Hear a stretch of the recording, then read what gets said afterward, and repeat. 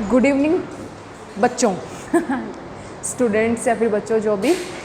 कल last class में अपन ने जो पढ़ा है एक बार क्विकली रिवाइज करते हैं, रिवीजन में आ जाएगा, आंसर्स देना, फिर अपन नेक्स्ट किंगडम प्रोटिस्टा से स्टार्ट करने वाले हैं।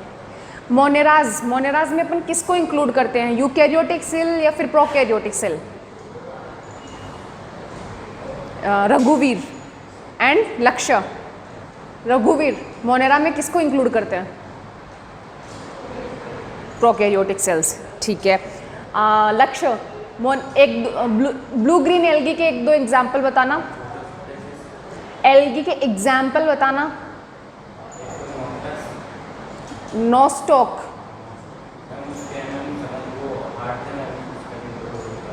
It's okay. नोस्टॉक तुम बताना, नहीं आता, ठीक है। मैंने एक ऐसी एल्गी बताई थी जो प्रोटीन यूनिसेलुलर प्रोटीन सब्स्टिट्यूट की तरह यूज़ की जाती है, जो ब्लू ग्रीन एल्गी का एग्जाम्पल है, जिसको एडिबल खाने के तौर पर प्रोटीन सब्सटेंस के रूप में यूज़ किया जाता है। और दोनों को बताई थी मैंने, और इवन लिटरली मैंने 3 से 4 बार रिपीट किया था। एस से जिसका नाम है, एस से शुरू है जिसका नाम, स्पाइरुलिना, ठीक। चलो आज अपन किंगडम प्रोटिस्टा स्टार्ट करते हैं। किंगडम प्रोटिस्टा मैंने पहले भी बताया था आपको क्लास में कि प्रोटिस्टा किंगडम में सबसे पहले अपन प्रोकैरियोट्स के बाद सबसे पहले जो यूकैरियोट्स डेवलप हो रहे हैं उनको लेते हैं, ठीक है। तो ऐसा नहीं है कि इन प्रोटिस्टा किंगडम के अंदर कंप्लीटली यूनिसेलुलर यूकैरियोट्स मिलेंगे। एक्चुअली ये जो प्रोटिस्टा किंगडम है इसमें थोड़े से यूकैरियोटिक कैरेक्टर्स भी होंगे, थोड़े प्रोकैरियोटिक कैरेक्टर्स भी होंगे, ठीक है। और मैं हालांकि इसमें प्रोकैरियोटिक कैरेक्टर्स होते हैं जो मरीन होते हैं, फोटोसिंथेटिक होते हैं, बायोल्यूमिनेसेंस होते हैं, ये कैरेक्टर्स ज़्यादा प्रोकैरियोट्स से मेल खाते हैं। लेकिन बस इतनी सी बात कि ये यूकैरियोट्स है, इसलिए इसको अपन अलग किंगडम में आइडेंटिफाई करते हैं, ठीक है। तो प्रोटिस्टा में अपन किसको ले रहे हैं, लिख देते हैं, एसेल्यूलर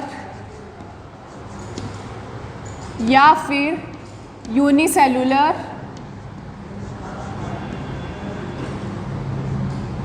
eukaryote.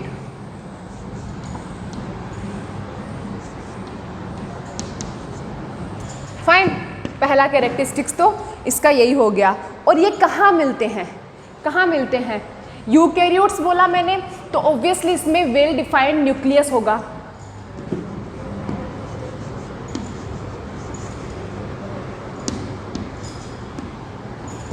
Well defined nucleus. Fine. तीसरा है कि ये मिलते कहाँ हैं, क्या ये मरीन होते हैं, क्या ये फ्रेश वाटर होते हैं, या फिर ये सॉइल में मिलते हैं, लैंड पे मिलते हैं, कहाँ मिलते हैं? तो ये मोस्टली मरीन होते हैं, मोस्टली ये समुद्रों में मिलेंगे।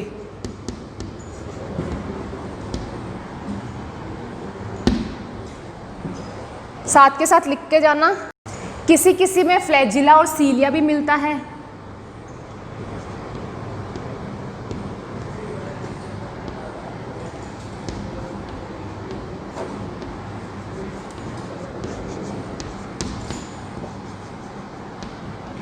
अब ये जो फ्लैजिला और सीलिया, ये दोनों ऐसा मत सोचना कि इनकी हेल्प से ये लोग मूवमेंट करते हैं, लोकोमोशन के लिए ज़रूरी नहीं है ये। कई बार एक बार एग्जाम में आ जाता है कि प्रोटिस्टा में ऐसी कौन सी स्ट्रक्चर्स होती है that is responsible for the movement, for the locomotion of protista. तो फ्लैजिला और सीलिएटा ये नहीं है, ये जस्ट उनको एक तरह से एक तरंग गति बोलते हैं ना, बस वो करते हैं बाहर। जैसे ये अपना प्रोटिस्टा है, अगर बड़े बड़े हैं तो इसको फ्लैजिला बोलेंगे, और अगर ये है और ये छोटे छोटे हैं तो इनको सीलिया बोलेंगे, ठीक है। लेकिन ये किसी भी ऑर्गेनिज्म के मूवमेंट के लिए, लोकोमोशन के लिए रिस्पॉन्सिबल नहीं है। ये बहुत इंपॉर्टेंट बात है, ठीक। अब और एग्जाम्पल, वेल डिफाइंड न्यूक्लियस होगा तो ऑब्वियसली सेल बाउंडेड ऑर्गेनेल्स भी होंगे। ये बेसिकली मैंने 5-6 कैरेक्टर्स है जो दिखा दिए हैं। अब इसके एग्जाम्पल कौन कौन से होते हैं, एग्जाम्पल इंपॉर्टेंट होते हैं। एग्जाम्पल होता है अपना डायटम्स, क्राइसोफाइटा, डायनोफ्लेजिलेट, यूग्लेनोइड, स्माइल मोल्ड, प्रोटोजोअन्स, डायनोफ्लेजिलेट्स, नॉक्टिलुका, ये सब होते हैं इसके एग्जाम्पल। तो ये एग्जाम्पल्स में सारे आपको जो इसके क्लासिफिकेशन है उसके साथ में बताऊंगी। मिटा दे रही हूँ मैं, मिटा दो ना। जैसे अपन ने मोनेरा किंगडम को 2 पार्ट में बांटा था ना, क्या नाम था, 2 पार्ट बताओ, 2 क्लासिफाई किया था 2 डिवीजन में, आर्कियोबैक्टीरिया एंड यू बैक्टीरिया। वैसे ही ये प्रोटिस्टा किंगडम को भी अपन 4 किंगडम्स में 5 में बांटते हैं। उसमें पहला है अपना क्राइसोफाइटा। क्राइसोफाइटा भी बोल सकते हैं इसको डायटम्स भी बोल सकते हैं, डायटम्स भी बोल सकते हैं, और एक इसको किसलगर भी बोल सकते हैं।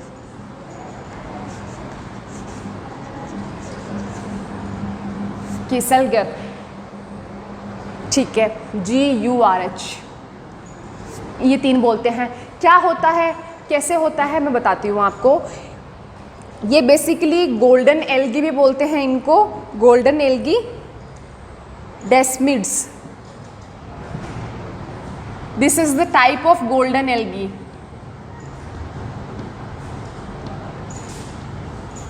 क्यों बोलते हैं गोल्डन एल्गी, ऐसा होता है, अब आपने देखा है साबुनदानी देखी है, साबुन नीचे से होती है, बीच में साबुन रख देते हैं, फिर उसको पैक कर लेती है, साबुनदानी एकदम पैक होती है ना, बस ऐसी स्ट्रक्चर होती है इस डायटम्स की, ठीक है, ऐसी ही स्ट्रक्चर होती है। लेकिन जो साबुनदानी अगर बाहर से सिलिका की बनी हुई होगी, तो सिलिका आप जानते हो हार्डेस्ट मटेरियल होता है, तो सिलिका चाहे इस डायटम की मौत भी हो जाए, ये डेड भी हो जाए ना, काफ़ी साल जीने के बाद में डेड भी हो जाए, तो वो जो अंदर का ऑर्गन तो मर जाता है, लेकिन जो सिलिका है, सिलिका स्टोर होती जाती है, हाँ, नीचे समुद्रों के नीचे नीचे नीचे नीचे एक चट्टान बना लेती है, जिसको बोलते हैं डायटमेशियस अर्थ, डायटमेशियस अर्थ बोलते हैं उसको।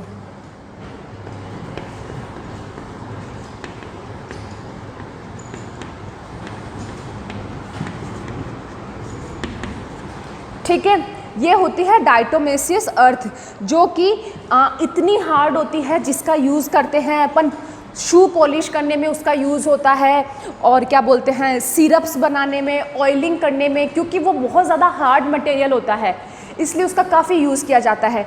ठीक है, अब दूसरी चीज़ ये है कि ये डायटम्स है, ये डायटम्स का पता है, अपन सिनेमा घर में मूवीज़ देखने चाहते हैं, तो अपन देखते हैं ना कि घुसते के साथ में तो कितना लाउड होता है म्यूज़िक, और अपन को जब बाहर से अंदर घुसते हैं तब लगता है कितना लाउड है, लेकिन बाहर बैठे रहते हैं, वेट करते रहते हैं, तो आवाज़ ही नहीं आती है बाहर, बिल्कुल भी नहीं आती। वो तो थोड़ा सा गेट भी खुलता है तो खतरनाक आवाज़ आती है कि अंदर क्या चल रहा है।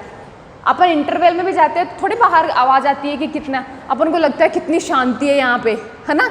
वो यही है कि साउंड प्रूफिंग दीवारें बनती है इस डायटम्स की। लिख लो, साउंड प्रूफिंग यूज़ है इसका।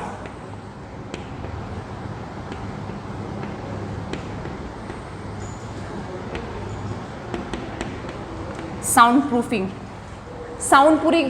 होता है सेकंड ऑयलिंग में, शू पॉलिश बनाने में, और ये जो मैंने आपको पहले भी बोली एक चीज़ कि मराइन होता है, मराइन मतलब ओशंस में रहता है, तो ये ओशंस के अंदर 90% जो ऑक्सीजन है वो इसी के थ्रू निकलती है, क्योंकि फोटोसिंथेटिक होते हैं। ठीक है, इसलिए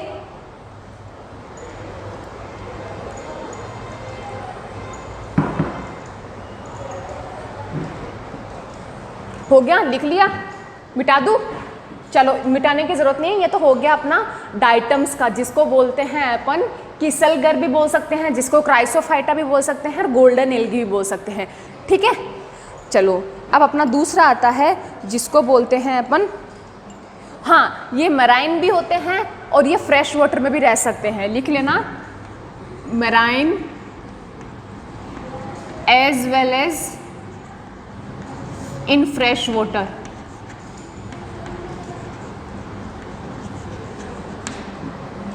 चलो अब दूसरा जो अपना आता है वो है डायनोफ्लेजिलेट।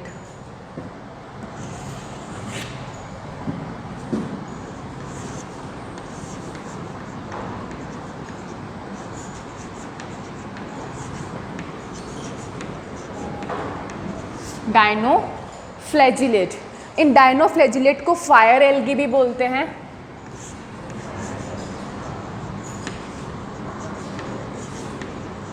फायर एल्गी, फायर एल्गी का मतलब क्या हुआ, ठीक है, इसका तो गोल्डन एल्गी का मतलब ये गोल्डन कलर की दिखती होगी, लेकिन फायर एल्गी का मतलब होता है कि चमकना, आग जैसे चमकती है दूर से चमकती है वैसे ये चमकती है। ऐसी क्या इसमें खासियत है कि ये डायनोफ्लेजिलेट दूर से देखने में चमकने में दिखाई देती है?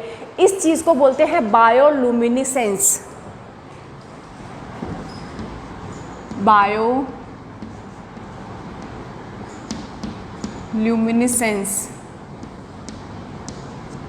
बायोलुमिनिसेंस होता ये है कि इनके ये जो डायनोफ्लेजिलेट्स जो होते हैं ना वो होते पानी में मिलते हैं ये, ठीक है, लेकिन ये रात के टाइम पे क्या होते हैं, जुगनू की तरह चमकते हैं। जुगनू पता है आपको, वैसे रात की तरह जुगनू की तरह चमकेंगे, तो ऑब्वियस सी बात है पानी को पूरा चमकाएंगे ये, इसलिए इसको नाइट लाइट भी बोलते हैं, नाइट लाइट। ये कीवर्ड्स है बच्चा, ये कीवर्ड्स पूछ लिए जाते हैं एग्जाम में, इसलिए मैं छोटे छोटे कीवर्ड्स यहीं पे लिखा रही हूँ आपको।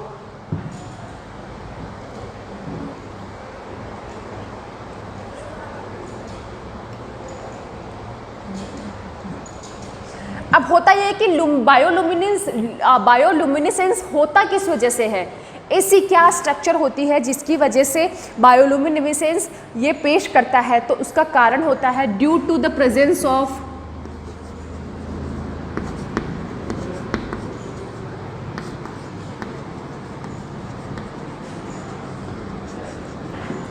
फोटोजेनिक ग्रेन्यूल्स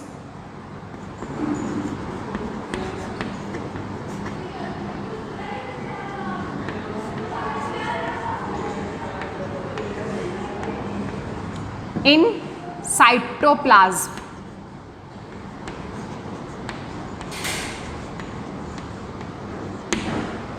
बायोलुमिनिसेंस किसकी वजह से होता है, उसका कारण लिखा है मैंने, due to the presence of photogenic granules in cytoplasm the dinoflagellates perform the bioluminescence process, जिसी की वजह से इनमें रात को लाइट शो होती है। अब होता है कि एक एग्जाम्पल बताती हूँ मैं आपको, नॉक्टिलुका जिसको बोलते हैं सी घोस्ट।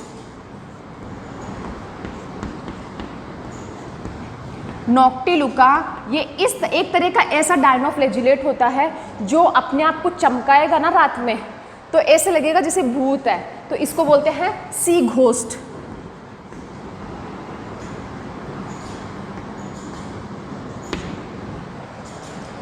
फाइन। अब ये होता है कि इनका एक कैरेक्टरिस्टिक्स होता है डायनोफ्लेजिलेट के नाम से वो पता चल रहा है ना कि डायनोफ्लेजिलेट का मतलब होता है कि ऐसा प्रोटिस्टा जिसके पास दो फ्लेजिलेट्स हो, दो फ्लेजिला हो। फ्लेजिला मैंने अभी बताया था यहाँ पे ये होते हैं, तो अगर दो हो, देखो अगर दो हो, हाँ, तो इसको बोलते हैं डायनोफ्लेजिलेट्स। लेकिन दोनों की एक फ्लेजिला होता है लॉन्गिट्यूडिनल और दूसरा होता है उन डायनोफ्लेजिलेट्स की दोनों फ्लेजिलेट्स की जो पोजीशन होती है ना, एक की होती है हॉरिजॉन्टल तो दूसरे की होती है वर्टिकल, तो एक दूसरे के 90 डिग्री में होते हैं, इसलिए इसको बोलते हैं डायनोफ्लेजिलेट्स। तो इनको लिख देते हैं protist with to flagella.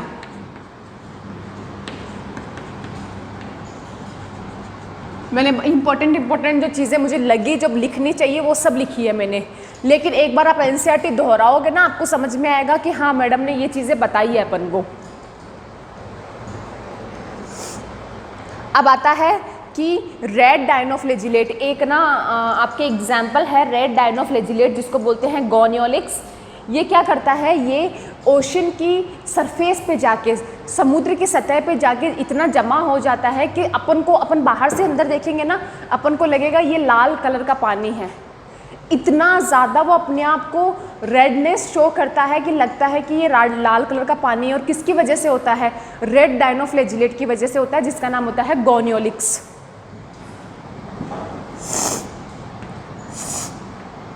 गोनियोलिक्स red. और इसी तरीके से और एग्जाम्पल है टॉक्सिन्स। टॉक्सिन्स भी रिलीज करते हैं। टॉक्सिन पता होना चाहिए, एक तरह के पॉइजन्स होते हैं। तो पॉइजन रिलीज करेंगे, ऑब्वियसली वहाँ का पूरा क्रिएचर खराब कर देंगे, वहाँ पे पूरा ऑक्सीजन को ख़त्म कर देंगे। और सी में, ओशन में जहाँ रह रहे हैं, उसके एग्जाम्पल है ये अपना जिम्नोडियम और गोनियोलिक्स। ठीक है, इसको रेड टाइड लिखना, रेड टाइड। और जिम्नोडियम और गोनियोलिक्स दो ऐसे तरीके की डायनोफ्लैजिलेट्स होती है जो कि टॉक्सिन्स रिलीज करती है।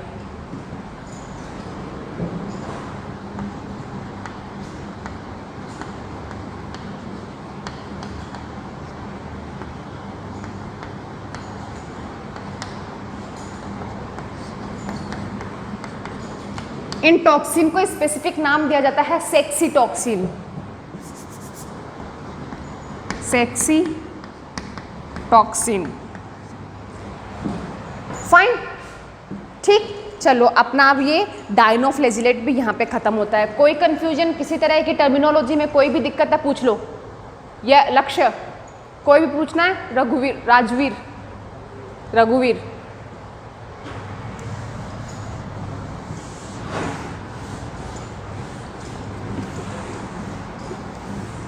चलो अपन पढ़ रहे हैं, क्या पढ़ रहे हैं अपन? किसके टाइप्स पढ़ रहे हैं? हम अभी किसके टाइप्स पढ़ रहे हैं? प्रोटिस्टा के टाइप्स पढ़ रहे हैं। कौन कौन से पढ़ लिए? दो नाम बताओ। डायनोफ्लैजिलेट पढ़ लिया। डायनोफ्लैजिलेट से पहले कौन सा पढ़ा अपन ने? क्राइसोफाइटा। बच्चा ध्यान देते रहो साथ साथ में। क्राइसोफाइटा पढ़ लिया, डायनोफ्लैजिलेट पढ़ लिया। अब नेक्स्ट जिसका टर्न है वो है यूग्लेनॉइड।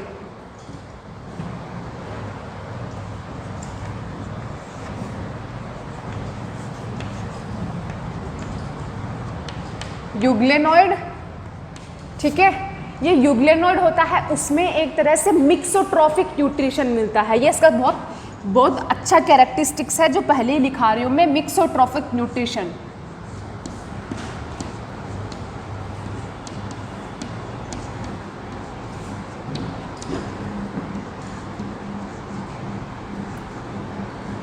मिक्सोट्रॉफिक न्यूट्रिशन का मतलब समझते हो? मिक्सोट्रॉफिक मतलब मिक्स हो जाना। कौन सा? ऑटोट्रॉफिक और हेटेरोट्रॉफिक दोनों का मिक्स मिलना। मतलब इनके अंदर ना फोटोसिंथेसिस होता है, इसका मतलब ये क्लोरोफिल प्रेजेंट होता है। लेकिन जिनके अंदर क्लोरोफिल नहीं प्रेजेंट होता है वो मर नहीं जाते हैं, वो दूसरे के ऊपर अपने आप को निर्भर करके अपना जीवन सर्वाइव कर लेते हैं। तो ये दो तरीके का हो गया ना, ये ऑटोट्रॉफिक भी हो गए। अगर इनके पास क्लोरोफिल है तो अपने आप को सर्वाइव वैसे भी कर लेंगे, और अगर नहीं है तो दूसरे पे डिपेंड हो जाएंगे। इसलिए इसको बोला मिक्सोट्रॉफिक न्यूट्रिशन, ठीक है। और इसका एक कैरेक्टरिस्टिक्स होता है कि इनकी जो सेल वॉल होती है, सेल वॉल होती ही नहीं और नहीं के बराबर होती है, लेकिन सेल वॉल के बाहर एक क्या बोलते हैं, समझ लो ये अपना यूग्लिना है, तो एक सेल वॉल के बाहर एक ऐसी वेवी टाइप की स्ट्रक्चर होती है जिसको बोलते हैं पेलिकल। और इस पेलिकल की वजह से ये शो करता है रिंगलिंग मोमेंट।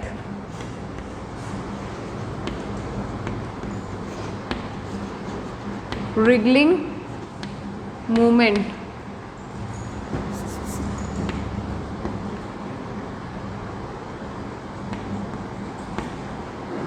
रिंगलिंग मूवमेंट, ठीक है।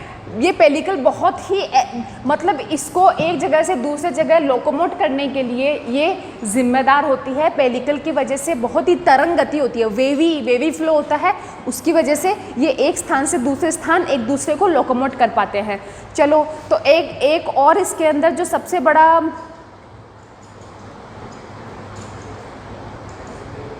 बॉडी फ्लेक्सिबल होती है, क्या चाहिए बेटा? फ्लेक्सिबल होती है, इसकी वजह से बॉडी फ्लेक्सिबिलिटी के लिए ज़रूरी होता है ये। फ्लेक्सिबल होती है बॉडी। और सेकंड थिंग कि ये जो प्रोटीनेशियस पार्ट होता है, जो ये मैं बता रही हूँ, ये एक प्रोटीनेशियस पार्ट होता है। और फोटोसिंथेटिक मैंने बता दिया आपको, सनलाइट है तो उसकी प्रेजेंस में फोटोसिंथेसिस करेगा, नहीं है तो ये मिक्सोट्रोफिक शो करके अपने आप को दूसरे पे डिपेंड करके भी अपना न्यूट्रिशन ले लेगा। फाइन, इसके एग्जाम्पल्स है यूग्लिना और पैरामीशियम।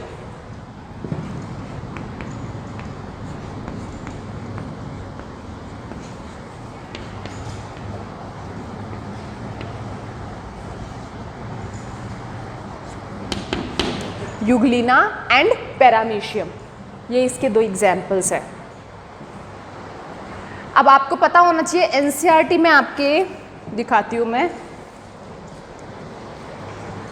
एनसीईआरटी में दो स्ट्रक्चर दे रखा है इधर इधर, एक तो ऊपर है, एक फ्लैजिला निकला हुआ है जिसके, दूसरा है यूग्लिना, सॉरी ऊपर वाला है यूग्लिना, नीचे वाला है पैरामीशियम। तो होता यह है कि जो ये पैरामीशियम को ना कई बार बोल देते हैं शू लाइक स्ट्रक्चर, वैसी स्ट्रक्चर होती है कि अपन चप्पल पहनते हैं ना तो यूँ पैर डालते हैं, जैसे मेरी चप्पल ऐसे मैं पैर डाल रही हूँ, वैसी स्ट्रक्चर होती है इसकी पैरामीशियम की, ठीक है। और आगे डिटेल में पैरामीशियम के बारे में आएगा तो मैं ज़रूर पढ़ाऊँगी आपको। अब अपना नेक्स्ट आता है, ये आ गया, बस इतना देख लिया। पेलिकल स्ट्रक्चर होती है that is responsible for the flexibility of this body, ठीक है। रिगलिंग मोमेंट शो करता है, मिक्सोट्रोफिक न्यूट्रिशन होता है, सनलाइट है तो क्लोरोफिल फोटोसिंथेसिस करेगा, नहीं है तो फिर दूसरे पे डिपेंड होकर अपना न्यूट्रिशन ले लेगा। फिर इसके एग्जाम्पल्स है यूग्लिना एंड पैरामीशियम।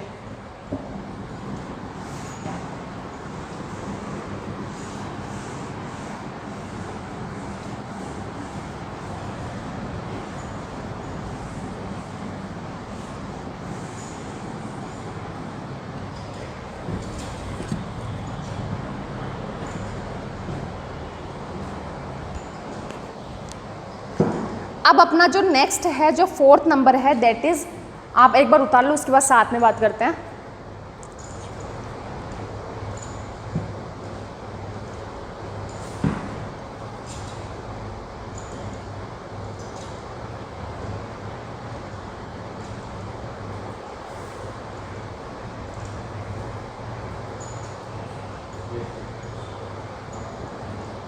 ठीक है, अब अपना फोर्थ नंबर है जिसको बोलते हैं स्लाइम मोल्ड।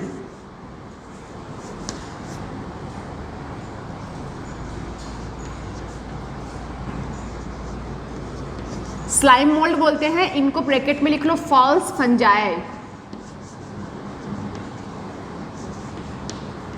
फंजाई, इनको फंजाई किंगडम में ना रख के प्रोटिस्टा में क्यों रखा अपन ने?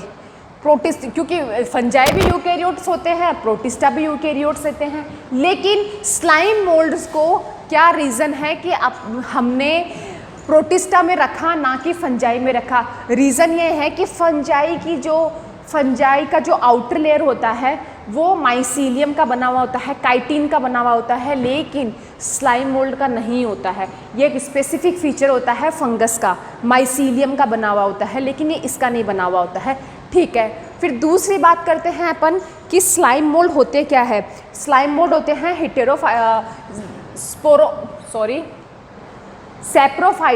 Saprophytic protist.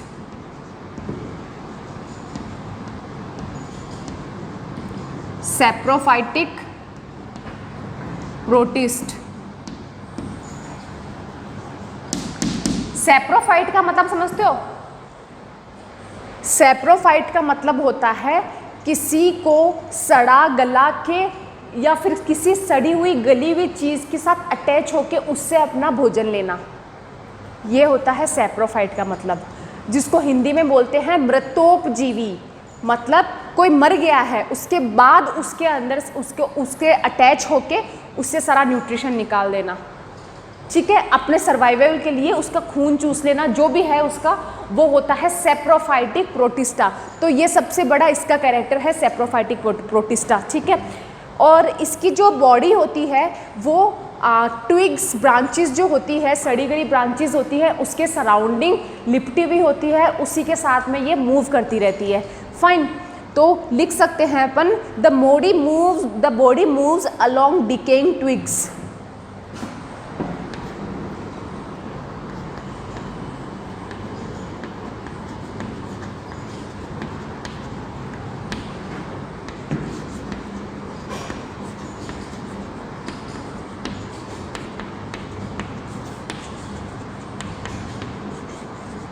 Decaying twigs.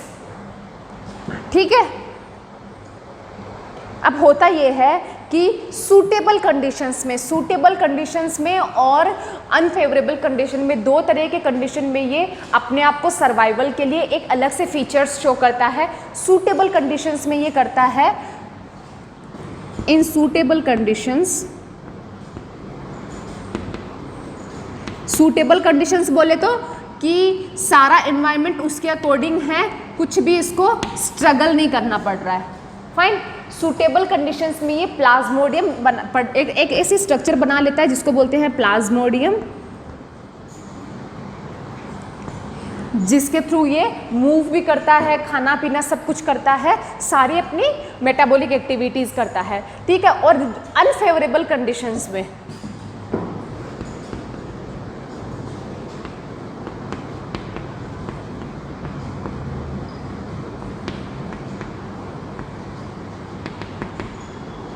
Unfavourable conditions में ये क्या बनाता है, फ्रूटिंग बॉडी।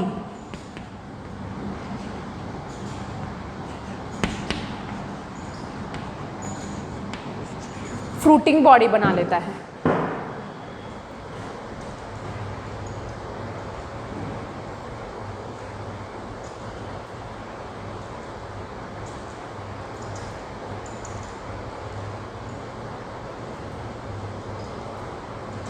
ये अनफेवरेबल कंडीशंस में फ्रूटिंग बॉडी बनाने का मतलब ये है कि ये हज़ारों सालों तक अपने आप को ज़िंदा रख सकते हैं, बहुत साल तक ज़िंदा, बहुत ज़्यादा ड्रास्टिक रजिस्ट कंडीशंस में भी अपने आप को रजिस्ट रख सकते हैं।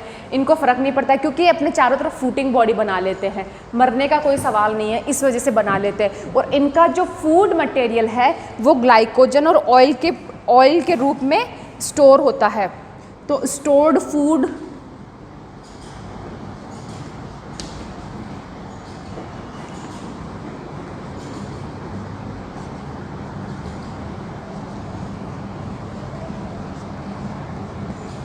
ग्लाइकोजन एंड ऑयल के रूप में स्टोर होता है फूड। बस ये की पॉइंट्स भी याद कर लोगे ना बच्चा, आपका काम हो जाएगा। बेसिकली एनसीईआरटी में यही चीज़ें दे रखी है आपको, लिख लो जल्दी।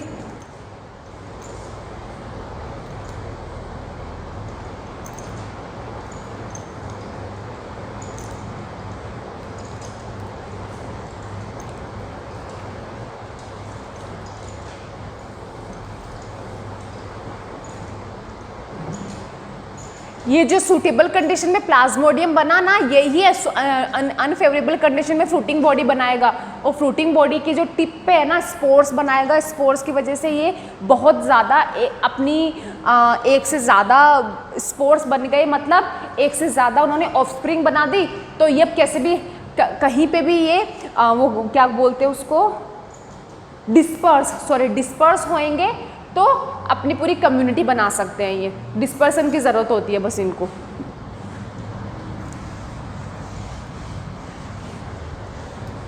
चलो अब मैंने आपको चार पढ़ा दिए हैं, चारों के नाम बताओ।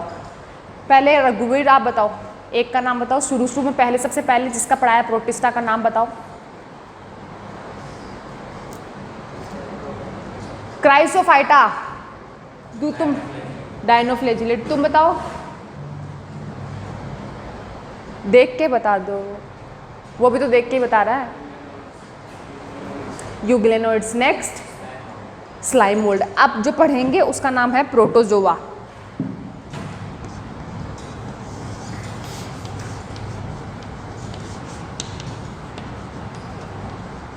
देखो बच्चा, जब अपन एनिमल किंगडम पढ़ते हैं तो एनिमल किंगडम में ये होता है कि सबसे पहली शुरुआत ही प्रोटोजोवन से की जाती है। प्रोटोजोआ, पोरीफेरा, उसके बाद प्लेटीहेल्मिन्थीज, ये सब से शुरुआत की जाती है। लेकिन ये प्रोटोजोआ ऐसे होते हैं जो एनिमल और प्लांट दोनों के फीचर्स रखते हैं।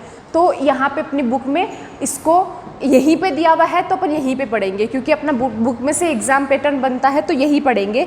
होता ये है कि प्रोटोजोन्स जो होते हैं ना वो सारे हेटेरोट्रॉफ्स होते हैं और ये प्रीडेटर की तरह और ये पैरासाइट की तरह रहते हैं। All are heterotroph.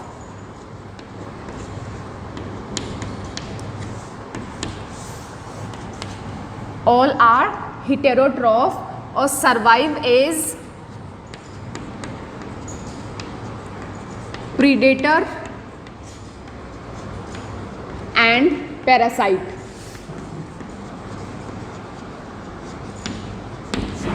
ये जो मलेरिया करता है ना, प्लाज्मोडियम, मलेरिया करने वाला, डिजीज़ करने वाला, डेंगू करने वाला, वो सब प्रोटोजोअन्स ही होता है।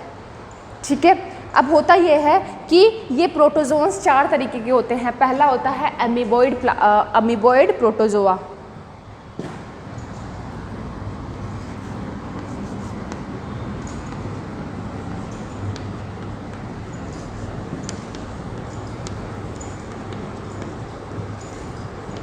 अमीबॉइड प्रोटोजोआ, क्या मतलब होता है अमीबॉइड प्रोटोजोआ? ये एक तरह से फ्रेश वाटर में रहते हैं और ये फ्रेश वाटर में भी रह सकते हैं, तो ये मॉइस्ट सॉइल में भी रह सकते हैं। इनकी जो स्ट्रक्चर होती है ना, वो अमीबा की तरह होती है। और ये अमीबा में आपको पता होना चाहिए कि जैसे ये अमीबा है, ये अमीबा है, ठीक है, इसको खाने के लिए कुछ चाहिए, यहाँ पे इसका खाना रखा हुआ है, ठीक है, तो इसके हाथ पैर थोड़ी है, हाथ पैर नहीं है ना, तो ये बनाता है शूडोपोडिया। शूडोपोडिया मतलब पैर लाइक स्ट्रक्चर होती है, जैसे अपने पैर होते हैं वैसी ही स्ट्रक्चर होती है। ये शूडोपोडिया क्या करेगा, ये यहाँ से ऐसे ऐसे ग्रोथ करेगा, पहले तो करते करते करते करते इसको अंदर ले लेगा बाय द हेल्प ऑफ शूडोपोडिया। तो शूडोपोडिया मिलते हैं इसके अंदर, तो ना अमीबॉइड स्ट्रक्चर है इसलिए इसके अंदर शूडोपोडिया मिलते हैं। फॉल्स फीट बोल सकते हैं इसको अपन, तो प्रेजेंस ऑफ शूडोपोडिया।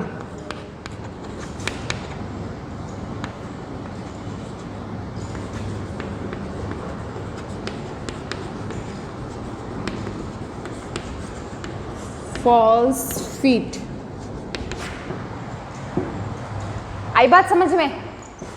चलो, और ये होता है इसके जो एग्जाम्पल्स है आपके एनसीईआरटी में गिवन है, ये है marine forms have silica shells on their surface, some of them such in Entamoeba histolytica. ठीक है, मराइन फॉर्म जो होता है, जैसे मैंने सिलिका एक में किस में बताया था, सिलिका मैंने डाइटम्स में बताया था, क्राइसोफाइटा में बताया था, सिलिका साबुनदानी वाली स्ट्रक्चर बताई थी।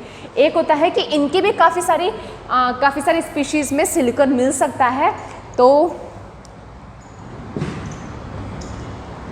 सिलिका इन सम, कुछ में सिलिका मिलता है, और इसका जो एनसीईआरटी में गिवन आपका एग्जाम्पल है that is Entamoeba histolytica.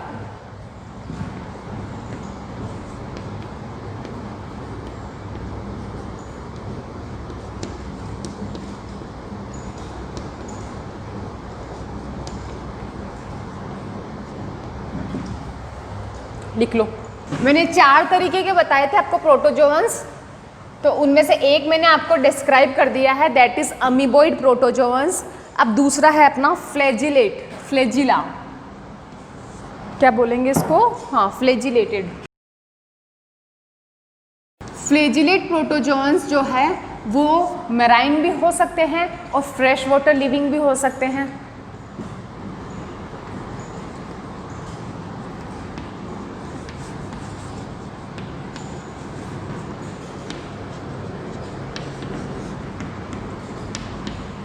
Marine भी हो सकते हैं, फ्रेश वाटर लिविंग भी हो सकते हैं। होता ये है कि इनके अंदर फ्लैजिला मिलता है, इसलिए इसको फ्लैजिलेट बोल रहे हैं अपन।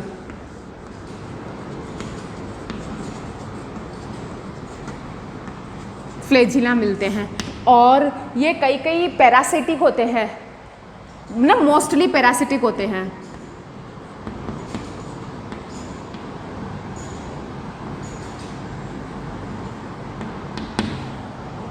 फाइन, और इसका भी है एक स्लीपिंग सिकनेस का एक एग्जाम्पल है, जिसको बोलते हैं sleeping sickness, that was due to Trypanosoma gambiense. Example है इसका Trypanosoma gambiense.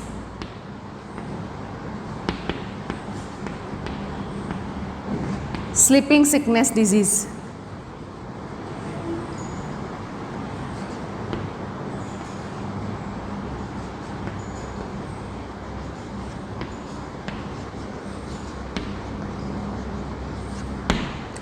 Sleeping sickness disease due to Trypanosoma gambiense. Next अपना है that is ciliated protozoa.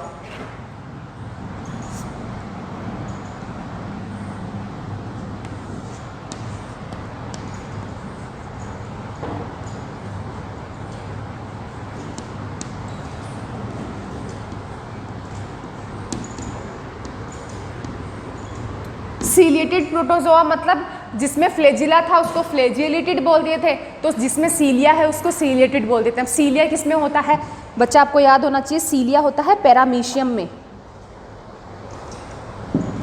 Paramecium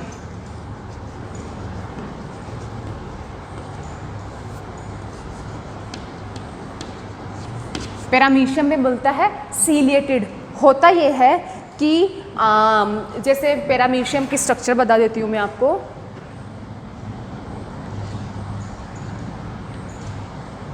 ये ऐसे से स्ट्रक्चर है और यहाँ पे है, तो दिख रहा है ना, ये जैसे जूते की शक्ल बना दिया मैंने, ऐसे स्ट्रक्चर होती है। इसमें एक ओपन होता है जो बाहर से कनेक्टेड होता है, ओपन, ठीक है, और ये बाहर पूरा सीलिया होता है। ये पूरा बाहर सीलिया होता है। इसमें है यूकैरियोटिक स्ट्रक्चर है, इसलिए इसमें अपन ने प्रोटिस्टा में रखा है। इसमें बेसिकली कुछ खास होता नहीं है।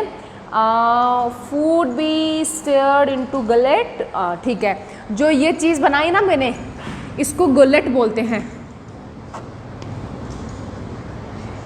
ये गुलेट ही वैसे ओपनिंग होती है किसी भी फूड के अंदर जाने के लिए।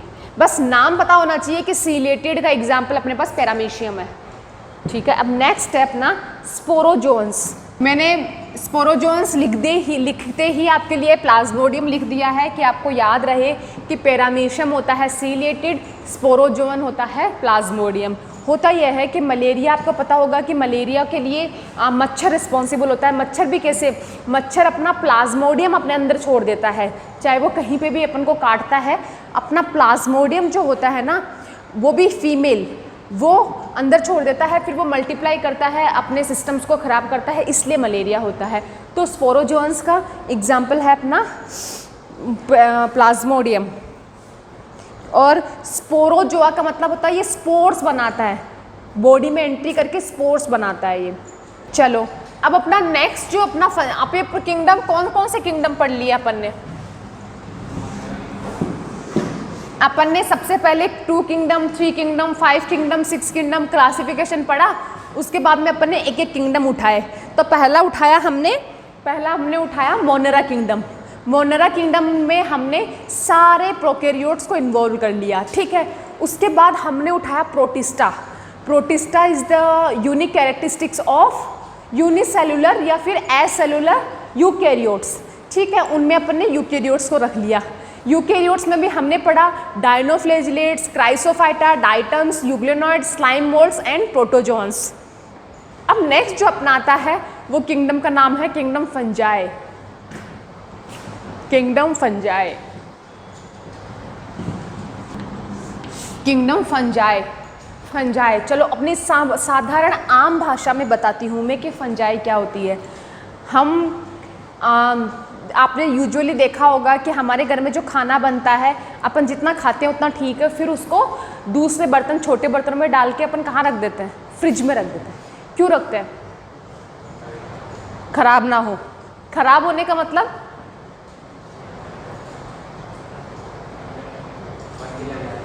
फंगस लग जाती है उसमें। फंगस देखा होगा, ब्रेड को अपन 5-6 दिन तक पैकेट का खोल के फिर छोड़ देते हैं बाहर ही, तो ग्रीन ग्रीन फंगस दिखती है उसमें, ठीक है। वो फंगस का नाम होता है राइजोपस, जिसको बोलते हैं ब्रेड मोल्ड। वो फंगस होती है जो लग जाती है। बस उसी फंगस किंगडम को पढ़ने वाले हैं आज अपन यहाँ पे। संतरे के जो अपना होता है, ऑरेंज होता है, उसके अंदर भी लग जाती है। बहुत सारी चीज़ें हैं ऐसी, ठीक है। और दूसरी चीज़ है कि मशरूम खाते हैं अपन, मशरूम खाते हैं, that is the type of fungi, वो भी खाने की। तो मतलब हर किंगडम का किसी न किसी तरीके से अपने लिए हानिकारक है, तो किसी न किसी तरीके से बेनिफिशियल भी है, ठीक है। इसलिए उनका सर्वाइवल है। तो फंजाई क्या होता है? फंजाई बेसिकली होता है हेटेरोफाइटिक ऑर्गेनिजम्स। हेटेरोफाइटिक का मतलब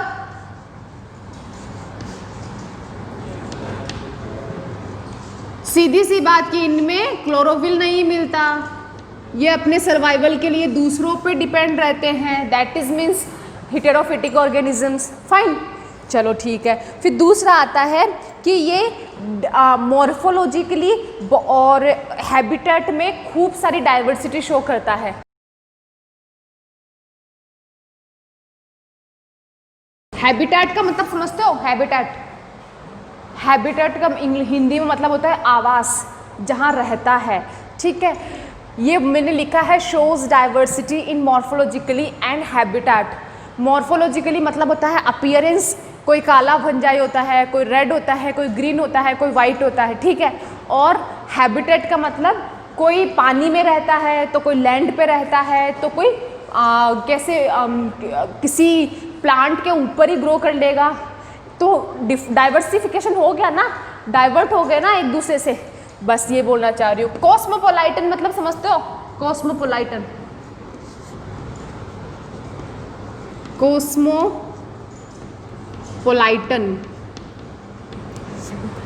फंजाइज आर कॉस्मोपोलाइटन ऑर्गेनिजम्स।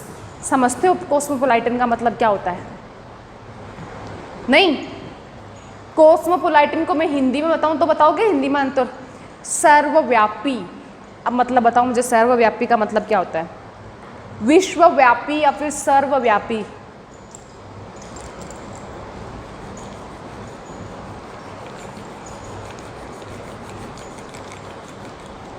अरे मतलब हर जगह मिलने वाला, अपन बोलते हैं ना भगवान सर्वव्यापी है, हर जगह है। इसका मतलब ये फंजाई पानी, मिट्टी, एयर और क्या बोलते हैं एनिमल्स और प्लांट्स, सब जगह मिलता है, इसलिए इसको बोलते हैं कॉस्मोपोलाइटन। सब जगह मिल सकता है ये। देखो ना, अपन कहीं उगा नहीं रहे, अपने घर में ही पड़ा है, फ्रिज के अंदर सामान निकालो 10 दिन बाद में मिलेगी आपको फंजाई, मिलेगी कि नहीं मिलेगी? ठीक है, तो इसलिए बोल रही हूँ। अब इसके अंदर जो कैरेक्टरिस्टिक्स है वो है तीनों तरह के रिप्रोडक्शन मिलते हैं। ये जो फंजाई है ये तीनों तरह के रिप्रोडक्शन शो करता है। पहला है वेजिटेटिव रिप्रोडक्शन,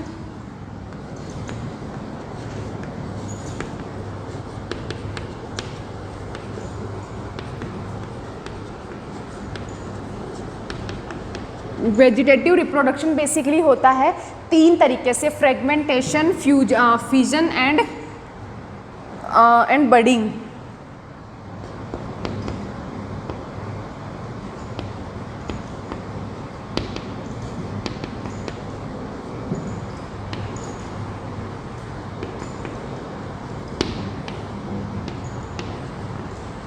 देखो, जो फंजाई होता है ना, बेसिकली फंजाई जो होते हैं ना वो मल्टी सेलुलर होते हैं, लेकिन एक यूनिसेलुलर होता है फंजाई जिसका नाम मैं बता देती हूँ, यीस्ट, सैकरोमाइसिस यीस्ट, जो कि यूज़ होती है अपने किसमें?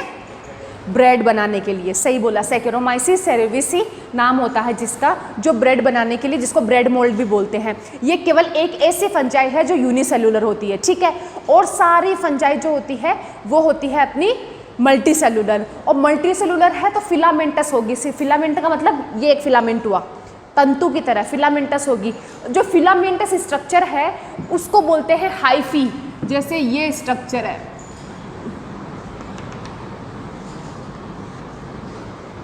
ये है अपना क्या, ये मैंने फंजाई की स्ट्रक्चर बनाई, ठीक है। तो इसको बोलते हैं अपन हाइफी, इस स्ट्रक्चर को बोलते हैं हाइफी। और ये जो पूरा इस हाइफी एक जाल बना लेगा ना, ये तो मैंने एक बताई है, ये सबके साथ मिलके एक पूरा सिस्टम बना लेगा, जाल बना लेगा, तो इसको बोल देंगे मैंने माइसीलियम, ग्रुप ऑफ हाइफी।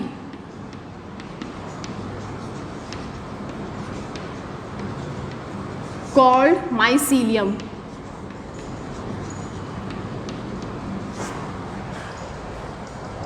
समझ में आई बात?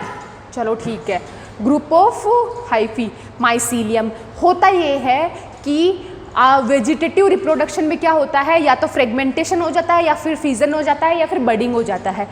सी, फ्रेगमेंटेशन मतलब टूट जाना, यहाँ से तोड़ा, ये अलग अपना बना लेगा, ये अपना अलग, तो 1 से 2 बन गए, ठीक है। दूसरा क्या है? दूसरा है फिजन। फिजन होता है दूसरे के साथ जुड़ जाना। ऑब्वियसली माइसीलियम में तो किसी के साथ भी जुड़ सकता है। तीसरा है बडिंग। बडिंग ये होता है कि यहाँ ऊपर में छोटे छोटे बड बना लेना, बड बन जाएंगे, बड थोड़े बड़े होंगे, फिर बड यहाँ से हट जाएंगे तो वो बड भी जाके माइसीलियम अलग से बना लेंगे अपना। ये होता है वेजिटेटिव रिप्रोडक्शन, ठीक है। अब दूसरा होता है सेक्सुअल रिप्रोडक्शन।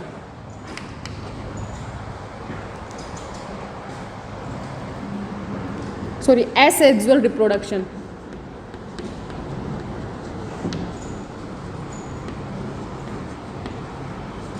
एसेक्सुअल रिप्रोडक्शन होता है किसकी वजह से? कोनिडिया की वजह से। कोनिडिया क्या होता है? कोनिडिया बोल दो या फिर बोल दो जूस्पोर। ये बेटा ये टर्मिनोलॉजी है, ये याद करनी पड़ेगी आपको। तो ना वेजिटेटिव में क्या है, एसेक्सुअल में क्या है, सेक्सुअल में क्या है, ये सिर्फ टर्मिनोलॉजी है, याद रखनी पड़ेगी आपको। तो होता क्या है, मैं क्या बोलने की कोशिश कर रही हूँ कि जो अपना एसेक्सुअल रिप्रोडक्शन है वो कोनिडिया की वजह से होता है। और ये कोनिडिया को जूस्पोर भी बोलते हैं। क्या होता है कोनिडिया? क्या होता है कोनिडिया? बेसिकली माइसीलियम के द्वारा बनाया गए स्पोर्स होते हैं जो एसेक्सुअली रोल करते हैं, उनको बोलते हैं कोनिडिया। तो this is the type of spores. Spores का ही टाइप होता है। तीसरा जो सबसे इंपॉर्टेंट है that is sexual reproduction.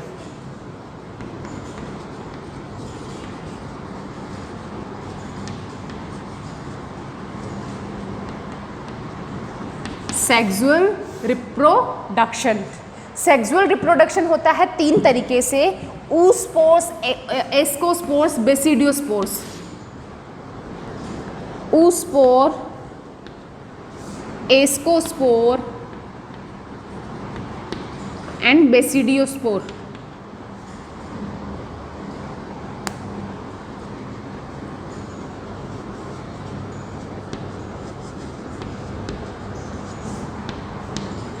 oospore, ascospore and basidiospore. ये क्या है? ये मैंने बोला ना कि स्पोर्स है, ये स्पोर्स एसेक्सुअली है तो कोनिडिया बनाएगा, सेक्सुअली बना हुआ है तो oospore, एस्कोस्पोर, बेसिडियोस्पोर बनाएगा, ठीक है। तो ये oospores मिलेंगे फाइकोमाइसिटीज में, एस्कोस्पोर्स मिलेंगे अपने एस्कोमाइसिटीज में, बेसिडियोस्पोर में मिलेंगे बेसिडियोमाइसिटीज में मिलेंगे, ठीक है। और ये तीनों स्पोर्स है वो फ्रीली नहीं होते हैं। ये तीनों तरह के स्पोर्स जो है एक तरह की कोटिंग में होता है, एक तरह का एक बॉडी होता है जिसको बोलते हैं फ्रूटिंग बॉडी।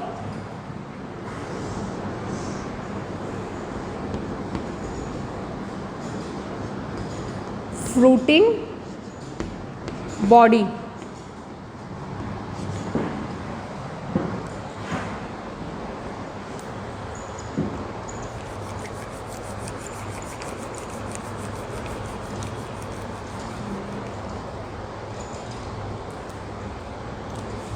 ठीक है। अब मैंने एक चीज बताई कि most of the fungi are saprophytic. Saprophytic मतलब किसी भी ऑर्गेनिक मटेरियल को एब्जॉर्व कर लेगी, ठीक है ना, उसके मरने के बाद या उसको गलाने के बाद, तो सेप्रोफाइटिक है। तो आपको पता होना चाहिए कि लाइकेन और सेप्रोफाइटिक है इसलिए उसको बोलते हैं ना पैरासिटिक रोल निभाती है। पैरासिटिक मतलब उसको जितना चाहिए वो ले लेगी फिर हट जाएगी, फंजाई ये चीज़ होती है। तो आपको लाइकेन और माइकोराइजा ये 2 वर्ड आने चाहिए अगर अपन फंजाई पढ़ रहे हैं तो। कहाँ लिखूं? रब कर दूं?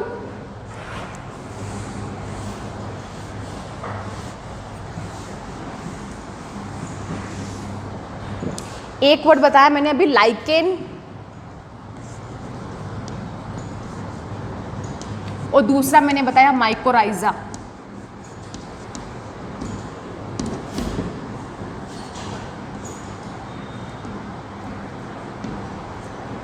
ओके। होता ये है कि लाइकेन के अंदर एक एल्गी और एक फंजाई दोनों का सिम्बायोटिक एसोसिएशन होता है। Algae and fungi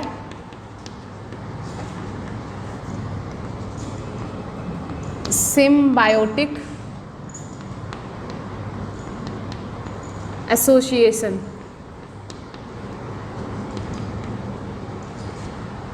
symbiotic association. दूसरा है माइकोराइजा। माइकोराइजा होता है हायर प्लांट्स की रूट और फंजाई। इन दोनों के बीच में symbiotic association, fungi roots of higher plant.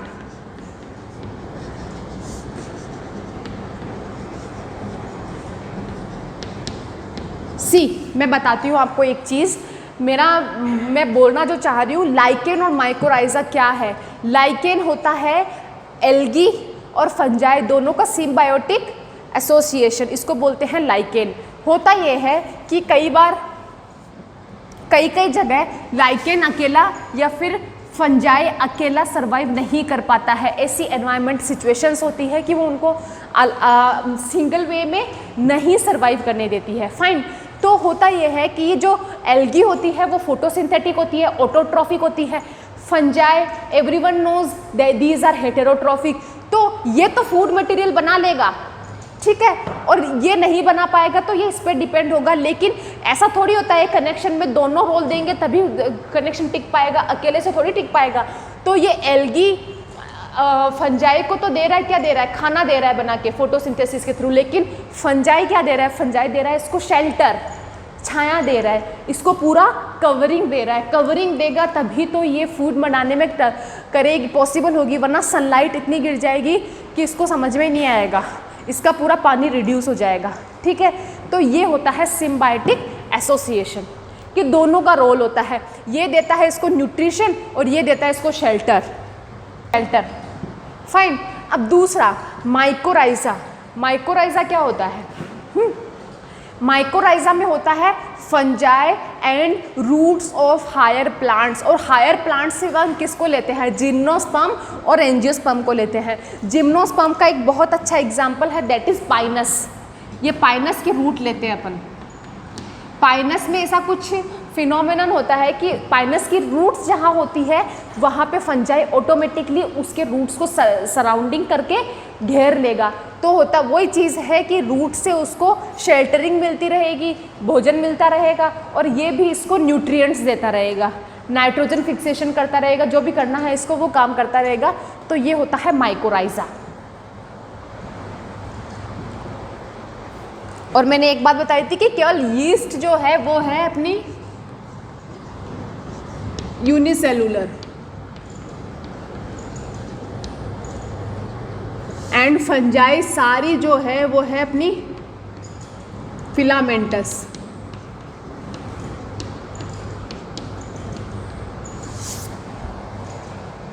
Fine, चलो अब मैं इधर का मिटा के एक चीज़ और बताती हूँ कि जो सेक्सुअल रिप्रोडक्शन होगा ना बच्चा, जो मैंने अभी अभी बताया है आपको, with the help of basidiospores, ascospores and ascospores, ठीक है, उनकी हेल्प से जो सेक्सुअल रिप्रोडक्शन होने वाला है वो 3 प्रोसेस में होने वाला है। पहला होगा उसमें प्लाज्मोगेमी। स्टेप्स लिख लो, steps of sexual reproduction.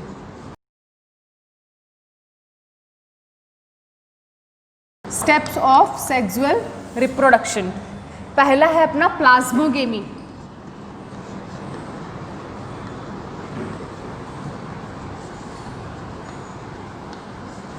Plasmogamy में होता है कि 2 फंजाई पास में आके अपने प्रोटोप्लाज्म साइटोप्लाज्म को फ्यूज कर दें। जैसे ये है, एक दूसरी ये है, फिलामेंटस है तो पीछे बनाने की ज़रूरत नहीं है, तो ये आई हो उन्होंने अपने प्रोटोप्लाज्म को, साइटोप्लाज्म को इन्होंने फ्यूज कर दिया। ये हो गया प्लाज्मोगेमी। अब प्लाज्मोगेमी के बाद होगा कैरियोगेमी। कैरियो वर्ड से समझते हो क्या होता है, कैरियो वर्ड से क्या मतलब होता है, कैरियो मतलब होता है न्यूक्लियस। जो यहाँ पे 2 न्यूक्लियस है, हैप्लॉइड जो यहाँ पे आई ना स्ट्रक्चर, वो यहाँ पे 2-1 हो जाए। 2-1 मतलब डिप्लॉइड सेल, ये होता है दूसरा स्टेप। लेकिन ज़रूरी नहीं है कि डायरेक्टली दूसरा स्टेप सब में परफॉर्म हो। फंजाई में पहले प्लाज्मोगेमी हुआ, फिर कैरियोगेमी हुआ, ये एक नॉर्मल फिनोमिनन है, लेकिन ज़रूरी नहीं कि सब में हो। तो तीसरा एक पॉइंट आता है कि तीसरा पॉइंट ये आता है कि जो ठीक है, अभी मैं ये बता देती हूँ कि कैरियोगेमी होने के बाद 2n बना, अब इस 2n में क्या होगा, मियोसिस होगा। मियोसिस, इस 2n में जो मियोसिस होगा इससे 2 डॉटर सेल्स बनेगी और इन 2 डॉटर सेल्स में वापस मियोसिस होने से 4 हैप्लॉइड स्पोर्स बन गए। ये हो गया अपना सेक्सुअल रिप्रोडक्शन का पार्ट। अब मैं जो बोलना चाह रही हूँ कि ज़रूरी नहीं है कि प्लाज्मोगेमी के बाद सीधा कैरियोगेमी हो जाए। कई केसेस में जैसे एस्कोमाइसिटिस पढ़ेंगे अपन, पेनिसिलियम, न्यूरोस्पोरा पढ़ेंगे अपन, उनमें ये होता है कि तीसरे स्टेप में ये होता है कि कैरियोगेमी में ना ये जो n and 2n ना होके कुछ समय तक ये डाइकैरियोटिक स्टेज में रहता है। डाइकैरियो फेज भी बोल देते हैं इसको। ये डाइकैरियो फेज में होता है कुछ समय तक, और ये बेसिकली होता है अपने फ्रूटिंग बॉडी के अंदर ही होता है, ठीक है। उसके बाद कुछ टाइम के बाद ये अपने आप को डिप्लॉयड करता है।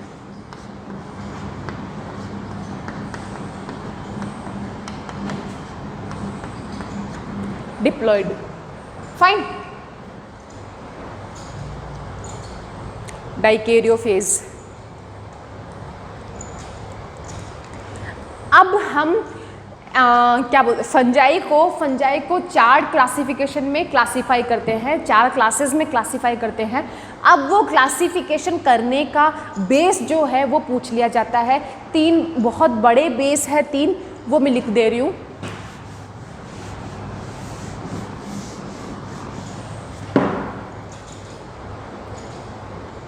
Basis of classification.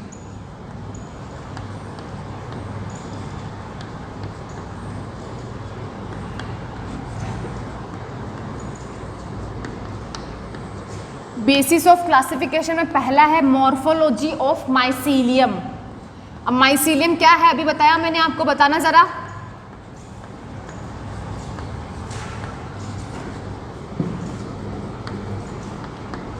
लक्ष्य, माइसीलियम क्या है?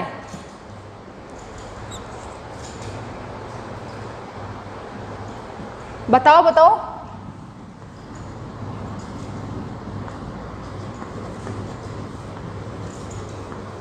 बच्चा अभी बताया मैंने, हाइफी बताया था, वहीं पे बताया था माइसीलियम हाइफी के पास में।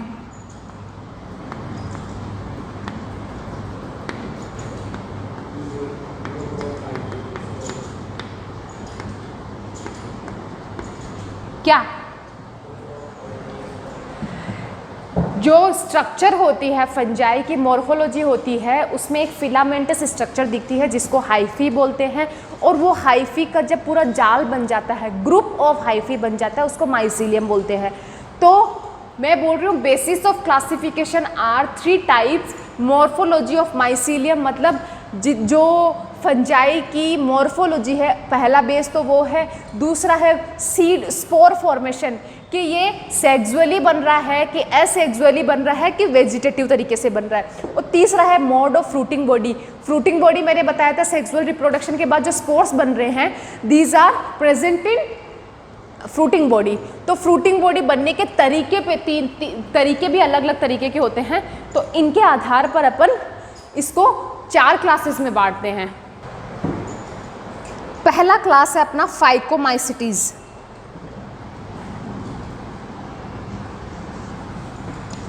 चार क्लासेस। पहला है फाइकोमाइसिटीज।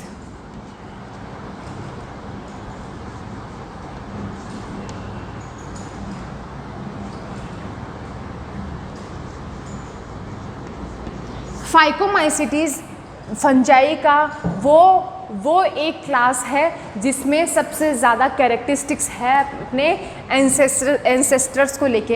इसके एंसेस्टर्स कौन होंगे? प्रोटिस्टा होंगे। उससे पहले प्रोटिस्टा ही आए हैं। तो प्रोटिस्टा कहाँ होते हैं? मरीन होते हैं। तो ये भी एक्वेटिक फंजाई होते हैं, इसको बोलते हैं एक्वेटिक फंजाई।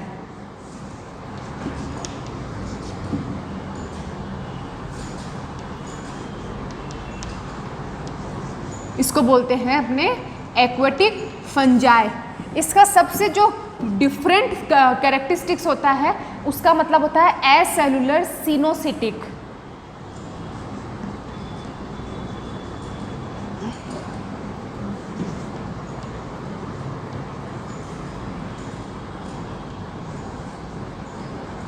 एसेलुलर सिनोसिटिक मतलब ये है कि इसका जो माइसीलियम होता है, ये जो माइसीलियम है, इसका वाला माइसीलियम होता है वो इस तरीके का होता है, बीच में सेप्टा नहीं है। कई में जो देखे एक न्यूक्लियस हुआ, फिर यहाँ पे एक लाइन आ गई, ब्लॉक बन गया, तो ये सेप्टा बोलते हैं, इसको सेप्टा बोलते हैं। फिर दूसरा न्यूक्लियस ये हुआ, फिर दूसरा यहाँ पे लाइन एक और आ गई, मतलब सेप्टा बन गया, तो ये सेप्टेड हुआ। लेकिन ये एसेप्टिक है, मतलब ये चीज़ ऐसे है इसमें, ठीक है। एक ही सेल के अंदर एक से ज़्यादा न्यूक्लियस प्रेजेंट हो, उस कंडीशन को बोलते हैं सिनोसिटिक कंडीशन। एक cell multiple number of nucleus, that means coenocytic condition. मैं लिख देती हूँ, वन सेल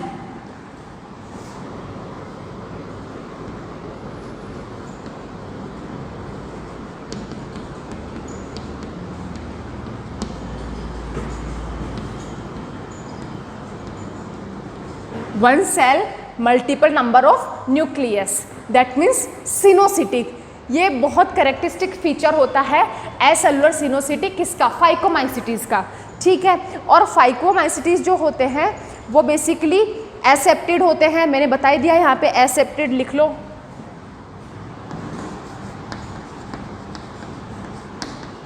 एसेप्टेड का मतलब समझ में आया ना, एसेप्टेड का मतलब कि यहाँ पे बीच में कोई भी लाइन नहीं है, सेप्टा नहीं है, इसका मतलब होता है एसेप्टेड।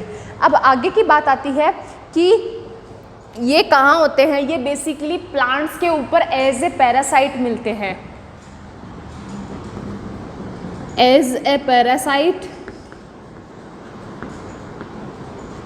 On plants.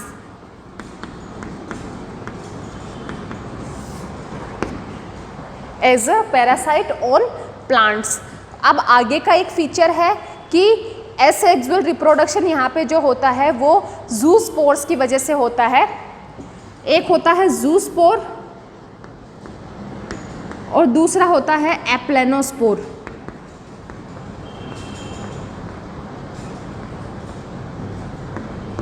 जो ज़ूस्पोर होता है वो मोटाइल होता है, मतलब चल सकता है,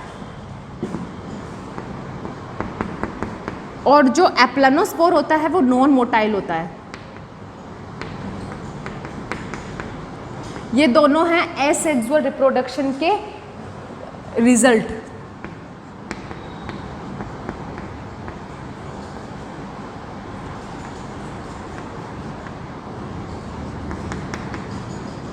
एसेक्सुअल रिप्रोडक्शन के रिजल्ट दोनों, फाइन। अब मैं एग्जाम्पल बता देती हूँ इसका। पहला तो एग्जाम्पल है अपना राइजोपस, जिसको ब्रेड मोल्ड बोलते हैं।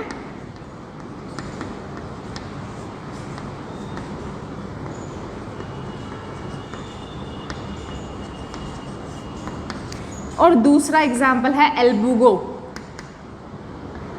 एल्बुगो क्या करता है, एल्बुगो जो सरसों की खेती है उसको बर्बाद कर देता है। ये सरसों में रस्ट डिजीज कर देता है, आई थिंक रस्ट ही होगा। मस्टर्ड में पैरासाइटिक फंजाई, वाइट रस्ट रोक कर देता है ये। चलो दूसरा जो क्लास है वो है एस्कोमाइसिटीज। बच्चा आप साथ साथ में एनसीईआरटी खोलोगे ना तो ही समझ में आएगा। आपके पास दोनों के पास एनसीईआरटी है क्या? कल मार्केट से लेके आ जाओगे? हाँ, पुराने ले आना, ठीक है। एस्कोमाइसिटीज बेटा कल से मेरी क्लास नहीं है, मेरे मंडे से है। मेरे मंडे ट्यूसडे वेडनेसडे है मेरी, कल से मेरी नहीं है, ठीक है।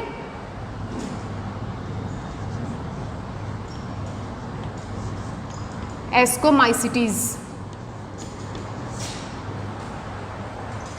चलो एस्कोमाइसिटीज में होता है, इसको बोलते हैं सैक फंजाई, इनको सैक फंजाई भी बोलते हैं।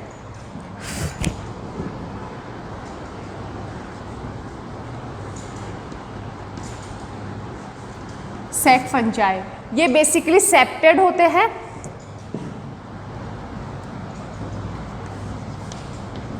सेप्टेड है और क्या बोलते हैं, एक वर्ड और आता है ब्रांच्ड भी होते हैं और सेप्टेड भी होते हैं। ब्रांच्ड एंड सेप्टेड, इनमें होता है कि ये कोप्रोफाइट भी होते हैं। कोप्रोफाइट का मतलब समझते हो कि काऊ डंग, गोबर पे भी ये खुद को जनरेट कर लेते हैं, गोबर पे भी उग सकते हैं, तो कोप्रोफाइट बोलते हैं जिसको, कोप्रोफाइट। ये सेप्रोफाइट होते हैं, ये पैरासाइट होते हैं, तीनों होते हैं ये, ठीक है। और इनके अंदर एसेक्सुअल रिप्रोडक्शन से बनने वाले जो कोनिडियाज होते हैं वो एक्सोजीनसली बनते हैं। एक्सोजीनसली होते हैं, ये जो माइसीलियम है, ये माइसीलियम है, इसमें बाहर, एक्सो मतलब बाहर, एंडो मतलब अंदर, बाहर की तरफ बनने वाले कोनिडियाज होते हैं इसमें, ठीक है। तो बाहर बनने वाले कोनिडियाज को बोलते हैं यहाँ पे अपन एस्कोस्पोर्स।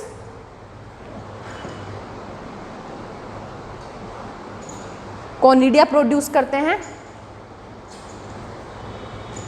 जिसको जो एसेक्सुअली बनेंगे उनको कोनिडियोफोर बोलेंगे अपन। जो एसेक्सुअली बनेगा, एक सेकेंड,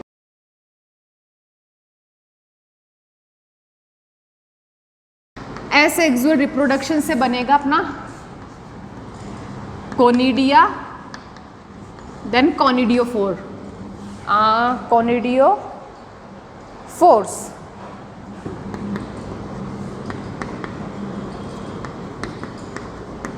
और जो अपना सेक्सुअल रिप्रोडक्शन से बनेगा उसको बोलेंगे अपन एस्कोस्पोर्स।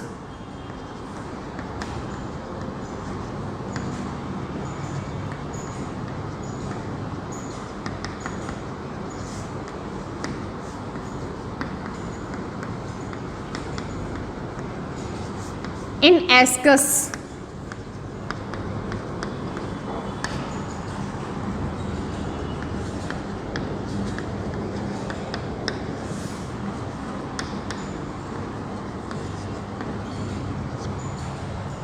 मैंने क्या लिखा है कि सेक्सुअल रिप्रोडक्शन से जो बनेगा उनको एस्कोस्पोर्स बनेंगे, that is arranged in linear form in ascus. Ascus के अंदर, जैसे मतलब ये एक एस्कस है तो यहाँ पे ऐसे लीनियरली अरेंज होंगे। अब पता है आपको ये चीज़ न्यूरोस्पोरा में मिलती है, इसका एग्जाम्पल है अपना न्यूरोस्पोरा। ये चीज़ न्यूरोस्पोरा में मिलती है, तो न्यूरोस्पोरा जेनेटिक वर्क के लिए बहुत ज़्यादा यूज़ होने वाला फंजाई है, क्योंकि इसमें अपन पूरा पता कर सकते हैं कि कौन से वाला स्पोर कैसे बना है, कौन सा वाला कैसे अरेंज्ड है, क्योंकि लीनियर फॉर्म में अरेंज है।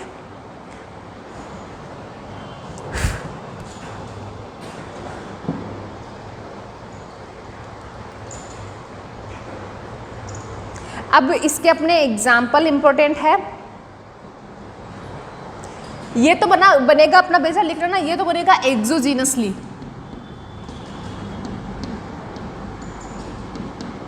और ये बनेगा अपना एंडोजीनसली। एंडोजीनसली का मतलब माइसीलियम के अंदर कोनिडिया का बनना, और एक्सोजीनसली मतलब माइसीलियम के बाहर कोनिडियाज का बनना। अब कोनिडियाज क्या है?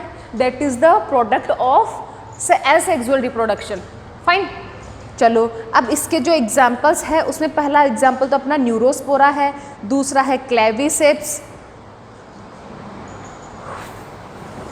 और इसमें अपने खाने वाले बफल्स, एडिबल बफल्स भी इसी में इंक्लूड किए जाते हैं। एग्जाम्पल है न्यूरोस्पोरा।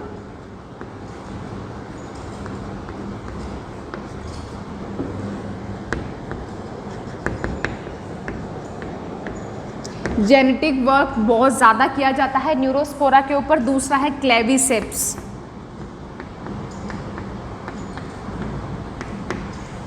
तीसरा है अपना एडिबल बफल्स।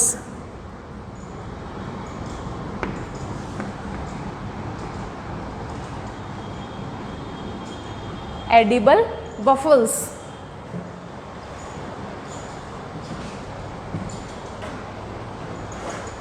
चलो एस्कोमाइसिटीज भी खत्म कर दिया। अब नेक्स्ट अपना बेसिडियोमाइसिटीज।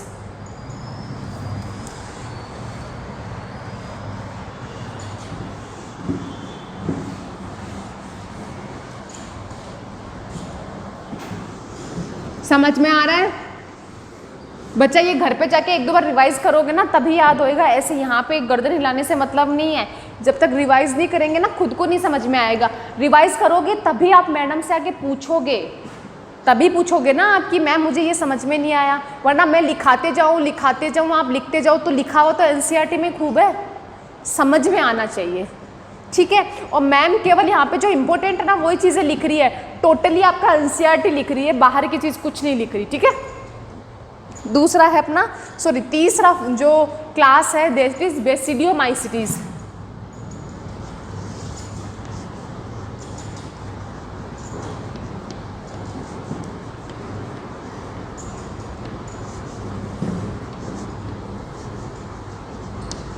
बेसिडियोमाइसीटीज होता क्या है कि इनमें बेसिडियोमाइसीटीज में जो होता है वो अपनी जो कॉमनली खाने वाली जो मशरूम्स होती है ना, एडिबल मशरूम्स,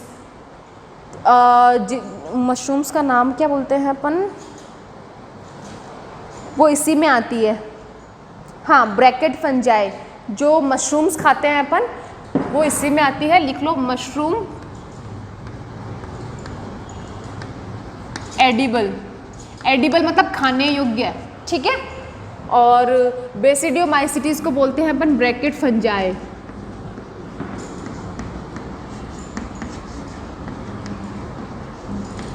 ब्रैकेट फंजाई। अब होता क्या है, होता यह है कि बेसिडियोमाइसीटीज एस्कोमाइसीटीज से कैसे डिफरेंट है। मैंने एस्कोमाइसीटीज में एक चीज़ पढ़ाई थी कि एसेक्सुअल रिप्रोडक्शन से जो कॉर्निडियाज बन रहे हैं वो एक्सोजीनसली बन रहे हैं, लेकिन जो सेक्सुअल रिप्रोडक्शन से बन रहे हैं वो एंडोजीनसली बन रहे हैं। पढ़ाई थी, मैंने पढ़ाई थी, लेकिन बेसिडियोमाइसीटीज में ये चीज़ उल्टी हो जाती है। बेसिडियोमाइसीटीज में ये चीज़ एक्सोजीनसली बन रही है, इसलिए डिफरेंट है इससे। हाँ, इसमें सेक्स ऑर्गन्स एब्सेंट होते हैं, सेक्स ऑर्गन्स एब्सेंट, और जो जैसे वहाँ पे एस्कोस्पोर्स में बन रहे थे ना स्पोर, वैसे यहाँ पे बनेंगे बेसिडियोस्पोर।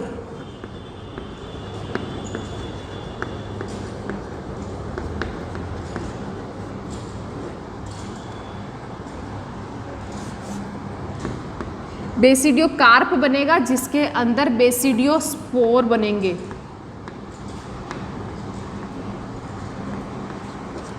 बेसिडियोकार्प के अंदर बेसिडियोस्पोर बनेंगे। तो मैंने एक चीज़ बताई कि यहाँ पे सेक्स ऑर्गन एब्सेंट होते हैं, लेकिन प्लाज्मोगेमी फिर भी होती है। दो टाइप के बेसिडिया माइसीलियम्स आके फ्यूज होते हैं और प्लाज्मोगेमी कर लेते हैं, ठीक है। उसके बाद में बेसिडियोकार्प बनाया जाता है जिसके अंदर बेसिडियोस्पोर्स बन जाते हैं। अब ये बेसिडियोस्पोर्स टिकते किस में हैं, मैंने बताई थी फ्रूटिंग बॉडी, फ्रूटिंग बॉडी बताई थी जिसको बोलते हैं बेसिडियम।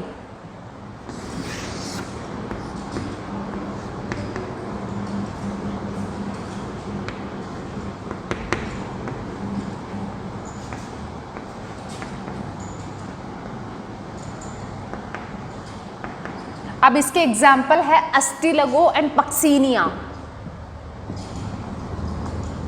अस्टिलगो एंड पक्सीनिया,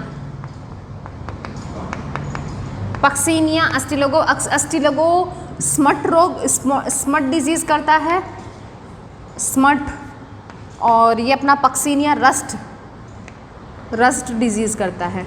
ये दोनों डिजीज का नाम है। तो अब अपना नेक्स्ट वाला जो सबसे लास्ट में आता है उसको बोलते हैं ड्यूटेरोमाइसीटीज।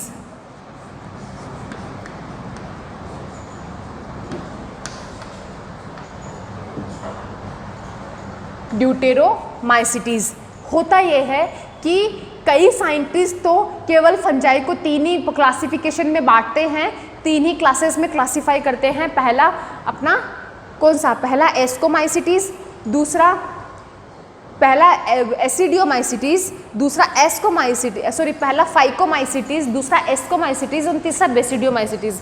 लेकिन अपने आर.एच. व्हिटेकर जिसका अपन पढ़ रहे हैं क्लासिफिकेशन, इन्होंने फंजाई को चौथे क्लास में भी क्लासिफाई किया, दैट इज ड्यूटेरोमाइसीटीज, ठीक है। लेकिन ड्यूटेरोमाइसीटीज को बेसिकली अपन इम्परफेक्ट फंजाई बोलते हैं।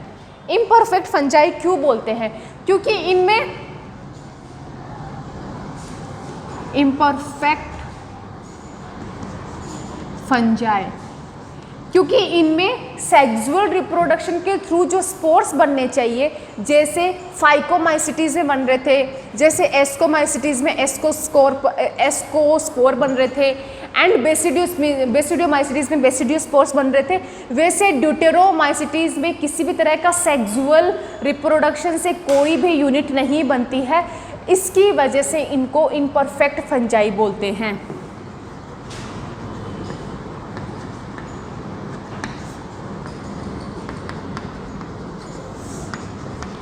ठीक है, तो इनमें सिर्फ वेजिटेटिव और एसेक्सुअल रिप्रोडक्शन मिलता है, तो इनको ड्यूटेरोमाइसिटीज में डाल देते हैं। फिर ज़्यादा स्टडी करते हैं उस फंजाई की, अगर उसमें सेक्सुअली मिल जाता है तो सेक्सुअली भी किन के जैसा मिल रहा है, क्या वो एस्कोमाइसिटीज के जैसा मिल रहा है, क्या वो बेसिडियो के जैसा मिल रहा है। अगर दोनों में से किसी में मिलता है तो उसको ड्यूटेरो से उठा के बेसिडियो में डाल दिया जाता है, या फिर एस्कोमाइसिटीज में डाल दिया जाता है। बस होता यह है कि ड्यूटेरोमाइसिटीज में ज़्यादा किंगडम्स को रखा ही नहीं जाता है, तो ड्यूटेरो के लिए इसलिए इसको इम्परफेक्ट फंजाई बोलते हैं।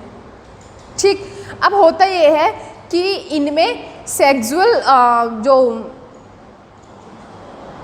एसेक्सुअल स्पोर्स जो होते हैं उनको कोनिडियाज बोलते हैं, अपन को भी पता है। केवल इनमें जो रिप्रोडक्शन होता है ना वो एसेक्सुअल स्पोर्स की वजह से होता है, जिनको कोनिडिया बोलते हैं। ठीक है, और इसका एक बहुत बड़ा एग्जाम्पल है ऑल्टरनेरिया सोलेनाए। ऑल्टरनेरिया सोलेनाए। कई बार पूछ लिया जाता है ये टमेटो आलू में, पोटैटो में ये डिजीज करता है। ठीक है, ऑल्टरनेरिया सोलेनाए। ये अपना ड्यूटेरोमाइसिटीज यहाँ खत्म होता है। ये एक दूसरे और एग्जाम्पल्स भी है, Colletotrichum and trichoderma. Colletotrichum and trichoderma. ये ट्राइकोडर्मा अपन देखते हैं ना अपने घर पे फर्नीचर में दीमक लग जाती है, वो ट्राइकोडर्मा होता है, दीमक जो करता है, दैट इज द दीमक प्रोड्यूसिंग एलिमेंट, ये ट्राइकोडर्मा होता है। अब अपन ने आज जो पढ़े वो क्या क्या पढ़े? आज अब हमने पढ़ा, सबसे पहले अपन ने प्रोटिस्टा किंगडम पढ़ा। प्रोटिस्टा में क्या पढ़ा हमने? प्रोटिस्टा को अपन ने यूनिसेल्युलर यूकैरियोट्स है। प्रोटिस्टा को अपन ने 5 क्लासेस में क्लासिफाई किया। पहला था क्राइसोफाइटा, दूसरा था डाइनोफ्लेजिलेट्स, तीसरा था स्लाइम मोल्ड्स, चौथा था यूग्लेनॉइड्स और 5वां था प्रोटोजोन्स। फाइन। फिर उसके बाद में हमने पढ़ा फंजाई। फंजाई में हमने 4 क्लासेस पढ़ी। पहली पढ़ी फाइकोमाइसिटीज, दैट इज एसेलुलर सिनोसिटिक, ठीक है, मरीन होती है, फ्रेश वाटर में भी होती है। फिर दूसरी अपनी होती है क्या दूसरी फटाफट बताओ। दूसरी एस्कोमाइसिटीज, तीसरी बेसिडियोमाइसिटीज, चौथी ड्यूटेरोमाइसिटीज। अब बच्चा इसी में ना स्टार्टिंग के पैराग्राफ में 2-3 आपके लिए बहुत इम्पोर्टेंट क्या बोलते हैं, बहुत इम्पोर्टेंट वाली, जिसका एक नाम है पेनिसिलियम से बनता है पेनिसिलिन, दैट इज एंटीबायोटिक। कोई ज़रूरी नहीं है कि ये सब रोग डिजीज करने वाली ही फंजाई होती है, कुछ लाभदायक फंजाई भी होती है, जिसमें पहला है पेनिसिलियम। किससे बनती है? पेनिसिलिन से। और पेनिसिलिन एक तरह की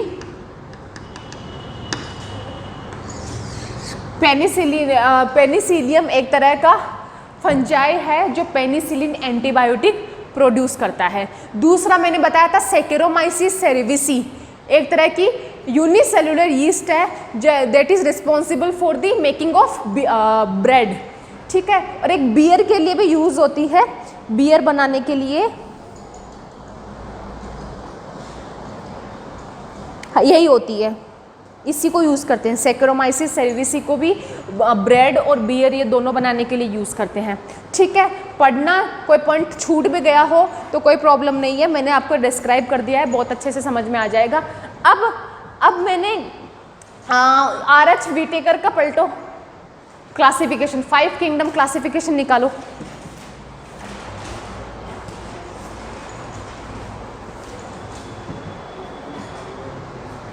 फाइव किंगडम क्लासिफिकेशन में पहला किंगडम कौन सा था?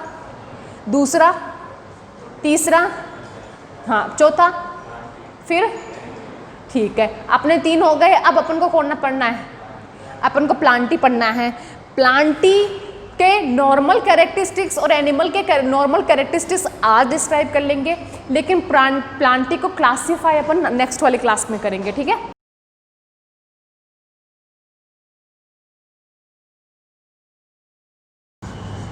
प्लांटी में हम प्लांट्स को रखेंगे।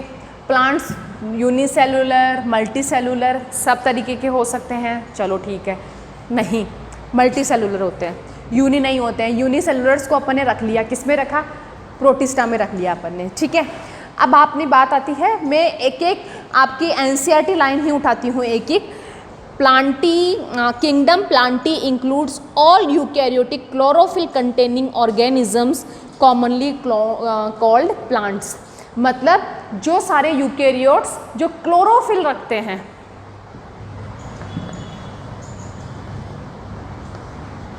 क्लोरोफिल कंटेनिंग यूकैरियोट्स,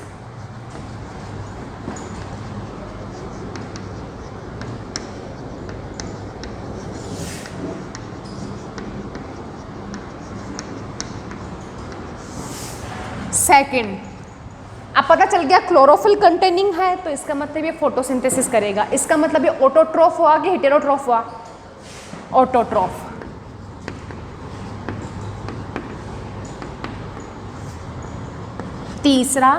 तीसरा इनकी जो सेल वॉल है वो मैंने पहले भी क्लासिफिकेशन बताई थी, किसकी बनी हुई होती है? सेलुलोज की।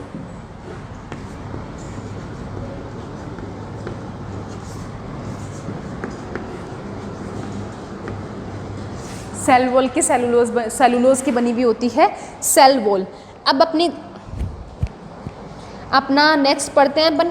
अ few members are partially heterotrophic such as insectivorous plants, parasites, bladderwort and Venus flytrap are example of insectivorous plants and Cuscuta is a parasite. चलो ठीक है, ये बोल रहा है अपना NCERT की लाइन ये बोल रही है कि मैंने एक चीज़ बताई कि क्लोरोफिल कंटेनिंग होना चाहिए, इसका मतलब ऑटोट्रॉफ है, 90% ऑटोट्रॉफ है, लेकिन हेटेरोट्रॉफ भी होते हैं। हेटेरोट्रॉफ जो होते हैं उनका एग्जाम्पल मैं बताती हूँ। हेटेरोट्रॉफ 2 एग्जाम्पल है। पहला है अपना वीनस फ्लाईट्रैप जिसको इंसेक्टिवोरस बोलते हैं, इंसेक्टिवोरस।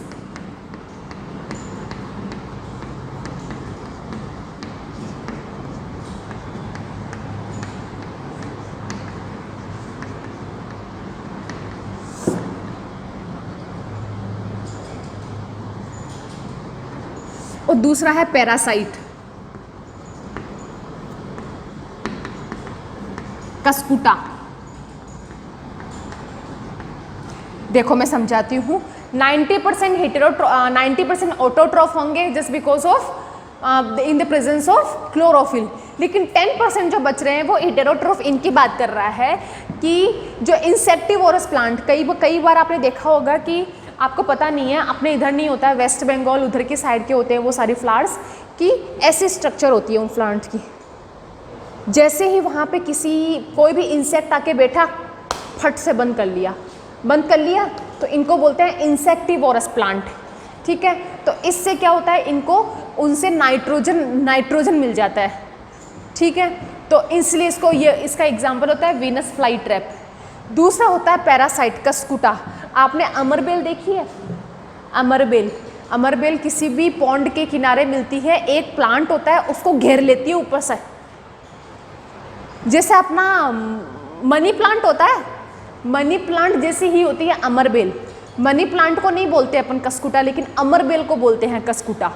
वो क्या करती है, कोई भी तालाब होता है, कोई भी झील होती है तो एक प्लांट लगा हुआ होता है, उसको उस पे उसके नीचे से चढ़ते चढ़ते चढ़ते चढ़ते उसको इतना घेर लेती है कि उसी के ऊपर जिंदा रहती है वो, उसको और कुछ नहीं चाहिए, वो उसको सक करती रहती है और अपना न्यूट्रिशन लेती रहती है। बस ये बोलने की कोशिश कर रहा है ये, ठीक। नेक्स्ट अपनी लाइन आती है, the plant cells have an eukaryotic structure with prominent eukaryotic cell structure in detail with prominent chloroplast and cell wall mainly made up of cellulose। जो मैंने बता दिया आपको, क्लोरोफिल कंटेनिंग यूकैरियोट है, सेल वॉल है जो अपनी सेलुलोज से बनी हुई होगी। फाइन। अब इसमें एक वर्ड यूज हुआ है अल्टरनेशन ऑफ जनरेशन। अल्टरनेशन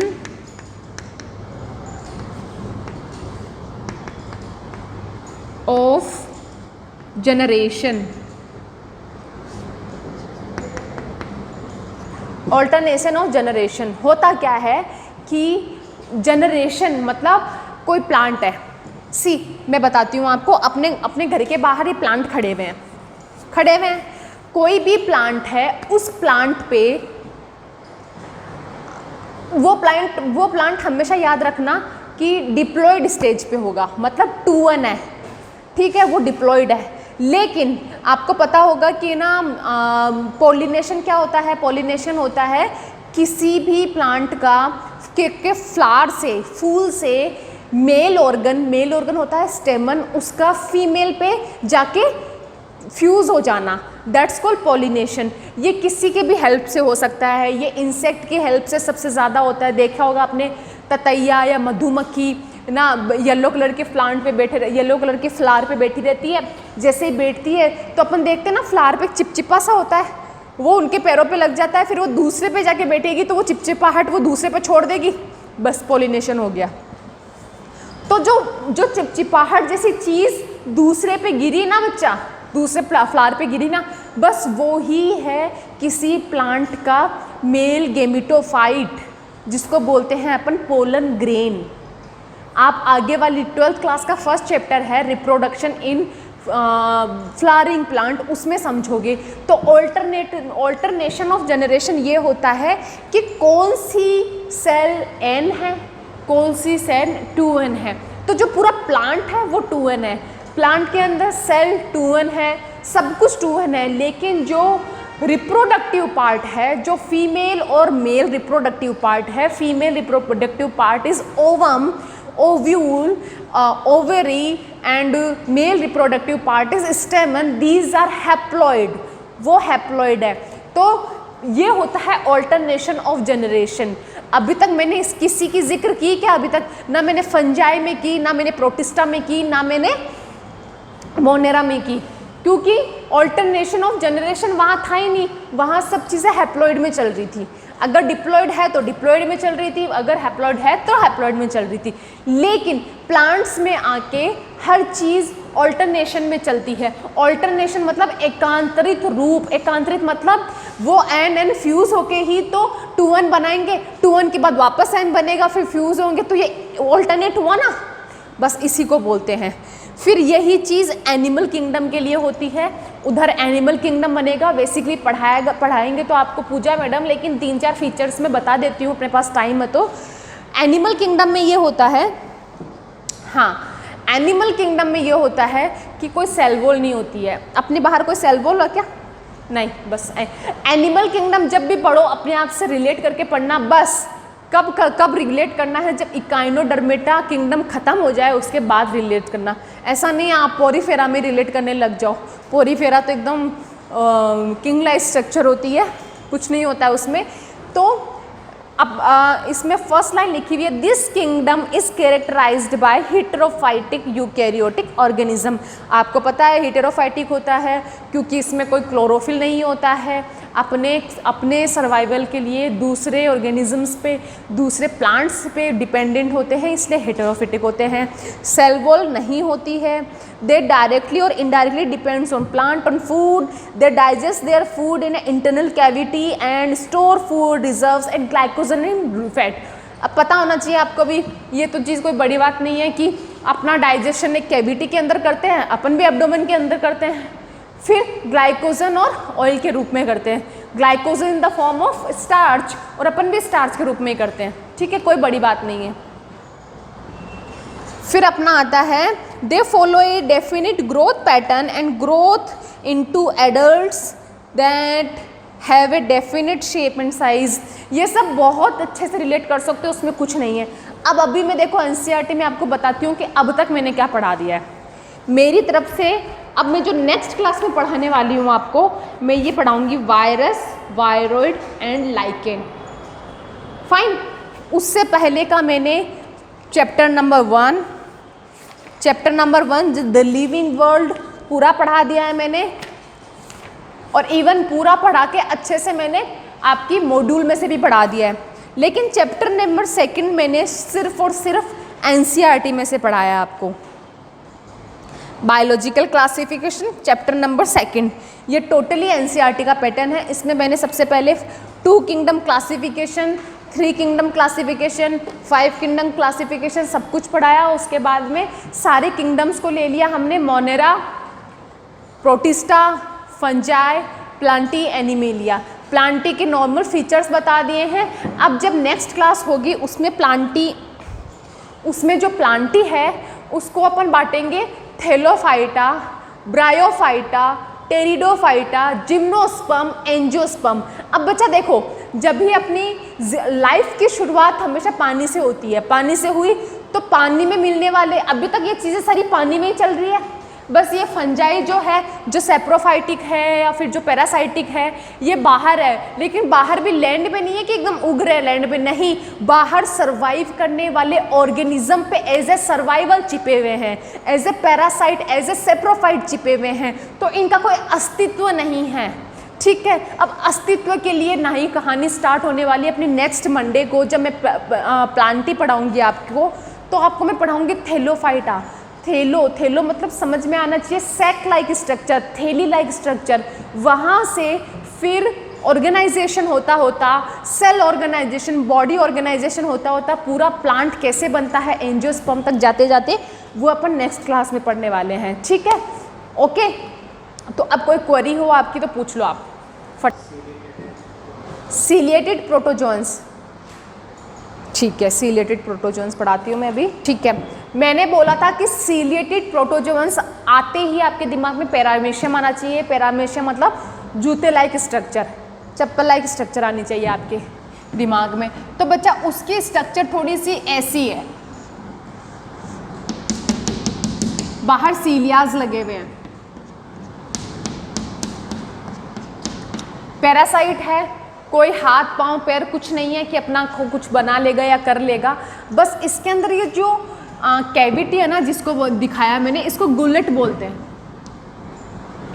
ये गुलेट होता है, एक तरह से ओपनिंग साइड है, इसी के थ्रू पानी जाएगा, इसी के थ्रू खाने का मटेरियल जाएगा, ठीक है ना, बस। और ये पैरामीशियम है, बस इतना सा स्ट्रक्चर है ये, और कुछ खास जानने की ज़रूरत नहीं है इसके बारे में। अमीबॉइड बताऊँ? अमीबॉइड मैंने ये बताया था ना आपको कि देखो ये है अमीबॉइड, अमीबा है, ठीक है, यहाँ पे इसका खाना है, ये मूव कर नहीं सकता, लेकिन इसकी क्या होता है, शूडोपोडिया होते हैं। ये शूडोपोडिया क्या करते हैं, इसको पूरा घेर लेते हैं, उसके ऊपर बैठ के फिर घेर लेंगे, फिर इसको अंदर ले लेंगे। ये शूडोपोडिया का काम होता है। ये अमीबॉइड मूवमेंट दिखाता है, इसलिए इसको अमीबॉइड स्ट्रक्चर बोलते हैं। और इसका हिस्टोलाइटिका एंटेबिग्वा इसका एग्जाम्पल है।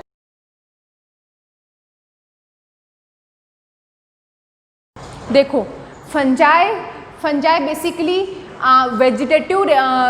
वेजिटेटिव रिप्रोडक्शन दर्शाएगा, तो वो 3 ऑप्शन से दर्शाएगा। पहला फ्रेगमेंटेशन, दूसरा फिजन, तीसरा फ्रेगमेंटेशन, फ्रीजन, और तीसरा होता है बडिंग। और सेक्सुअल रिप्रोडक्शन अगर दर्शाएगा तो 3 तरीके से दर्शाएगा, ऊस्पोर, एस्कोस्पोर एंड बेसिडियोस्पोर। तो सेक्सुअल रिप्रोडक्शन से ये स्पोर्स बनेंगे कैसे, ये है पहला अपना है स्टेप, पहला है दैट इज प्लाज्मोगेमी। प्लाज्मोगेमी में ये होता है कि मैंने अभी आपको बताया था कि जो माइसीलियम है, जो फंजाई है वो मल्टी सेलुलर माइसीलियम फॉर्म में होता है, हाइफी फॉर्म में होता है। तो एक माइसीलियम ये है इसका, अब मैं बड़ा नहीं बना रही हूँ केवल समझाने के लिए। इसका न्यूक्लियस ये है, दूसरा माइसीलियम ये है, इसका न्यूक्लियम ये है, ये सेप्टा है। फिर ये क्या करेगा, ये दोनों फ्यूज हो जाएंगे। तो अभी इसका केवल प्रोटोप्लाज्म, साइटोप्लाज्म केवल फ्यूज हुआ है, इसलिए इसको प्लाज्मोगेमी बोलते हैं। फ्यूजन ऑफ प्रोटोप्लाज्म, वो है प्लाज्मोगेमी। फिर दूसरा आता है अपना कैरियोगेमी।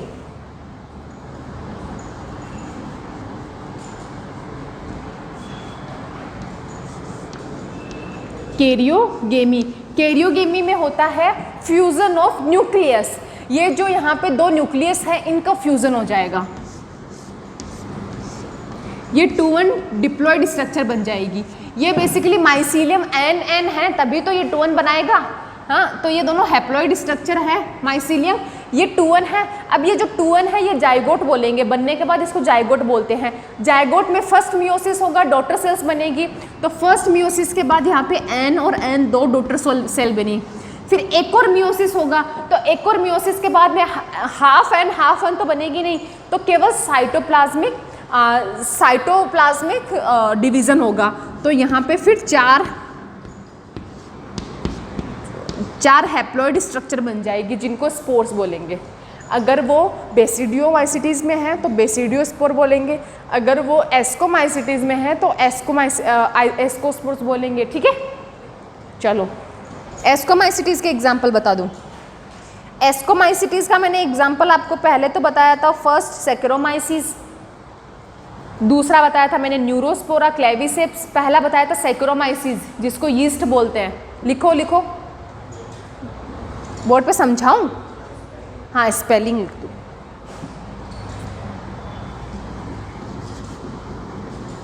सैकरोमाइसिस सेरेविसाई, ये होता है अपना यीस्ट,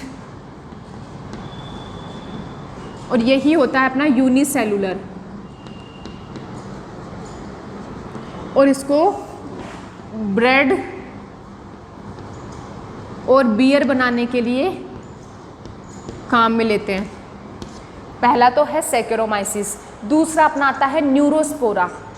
न्यूरोस्पोरा और क्लेविसेप्स तो लिख लिया होगा आपने, मैंने लिखा था, है ना?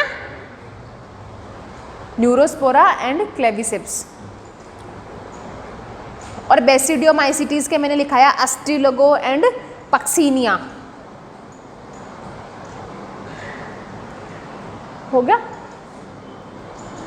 बताऊं? अच्छा, नोट कर लो। और ड्यूटेरोमाइसिटीज का मैंने बताया अल्टरनेलिया, सोनेलाई, कोलेडोट्राइकम एंड ट्राइकोडर्मा। ट्राइकोडर्मा वही है जो दीमक है।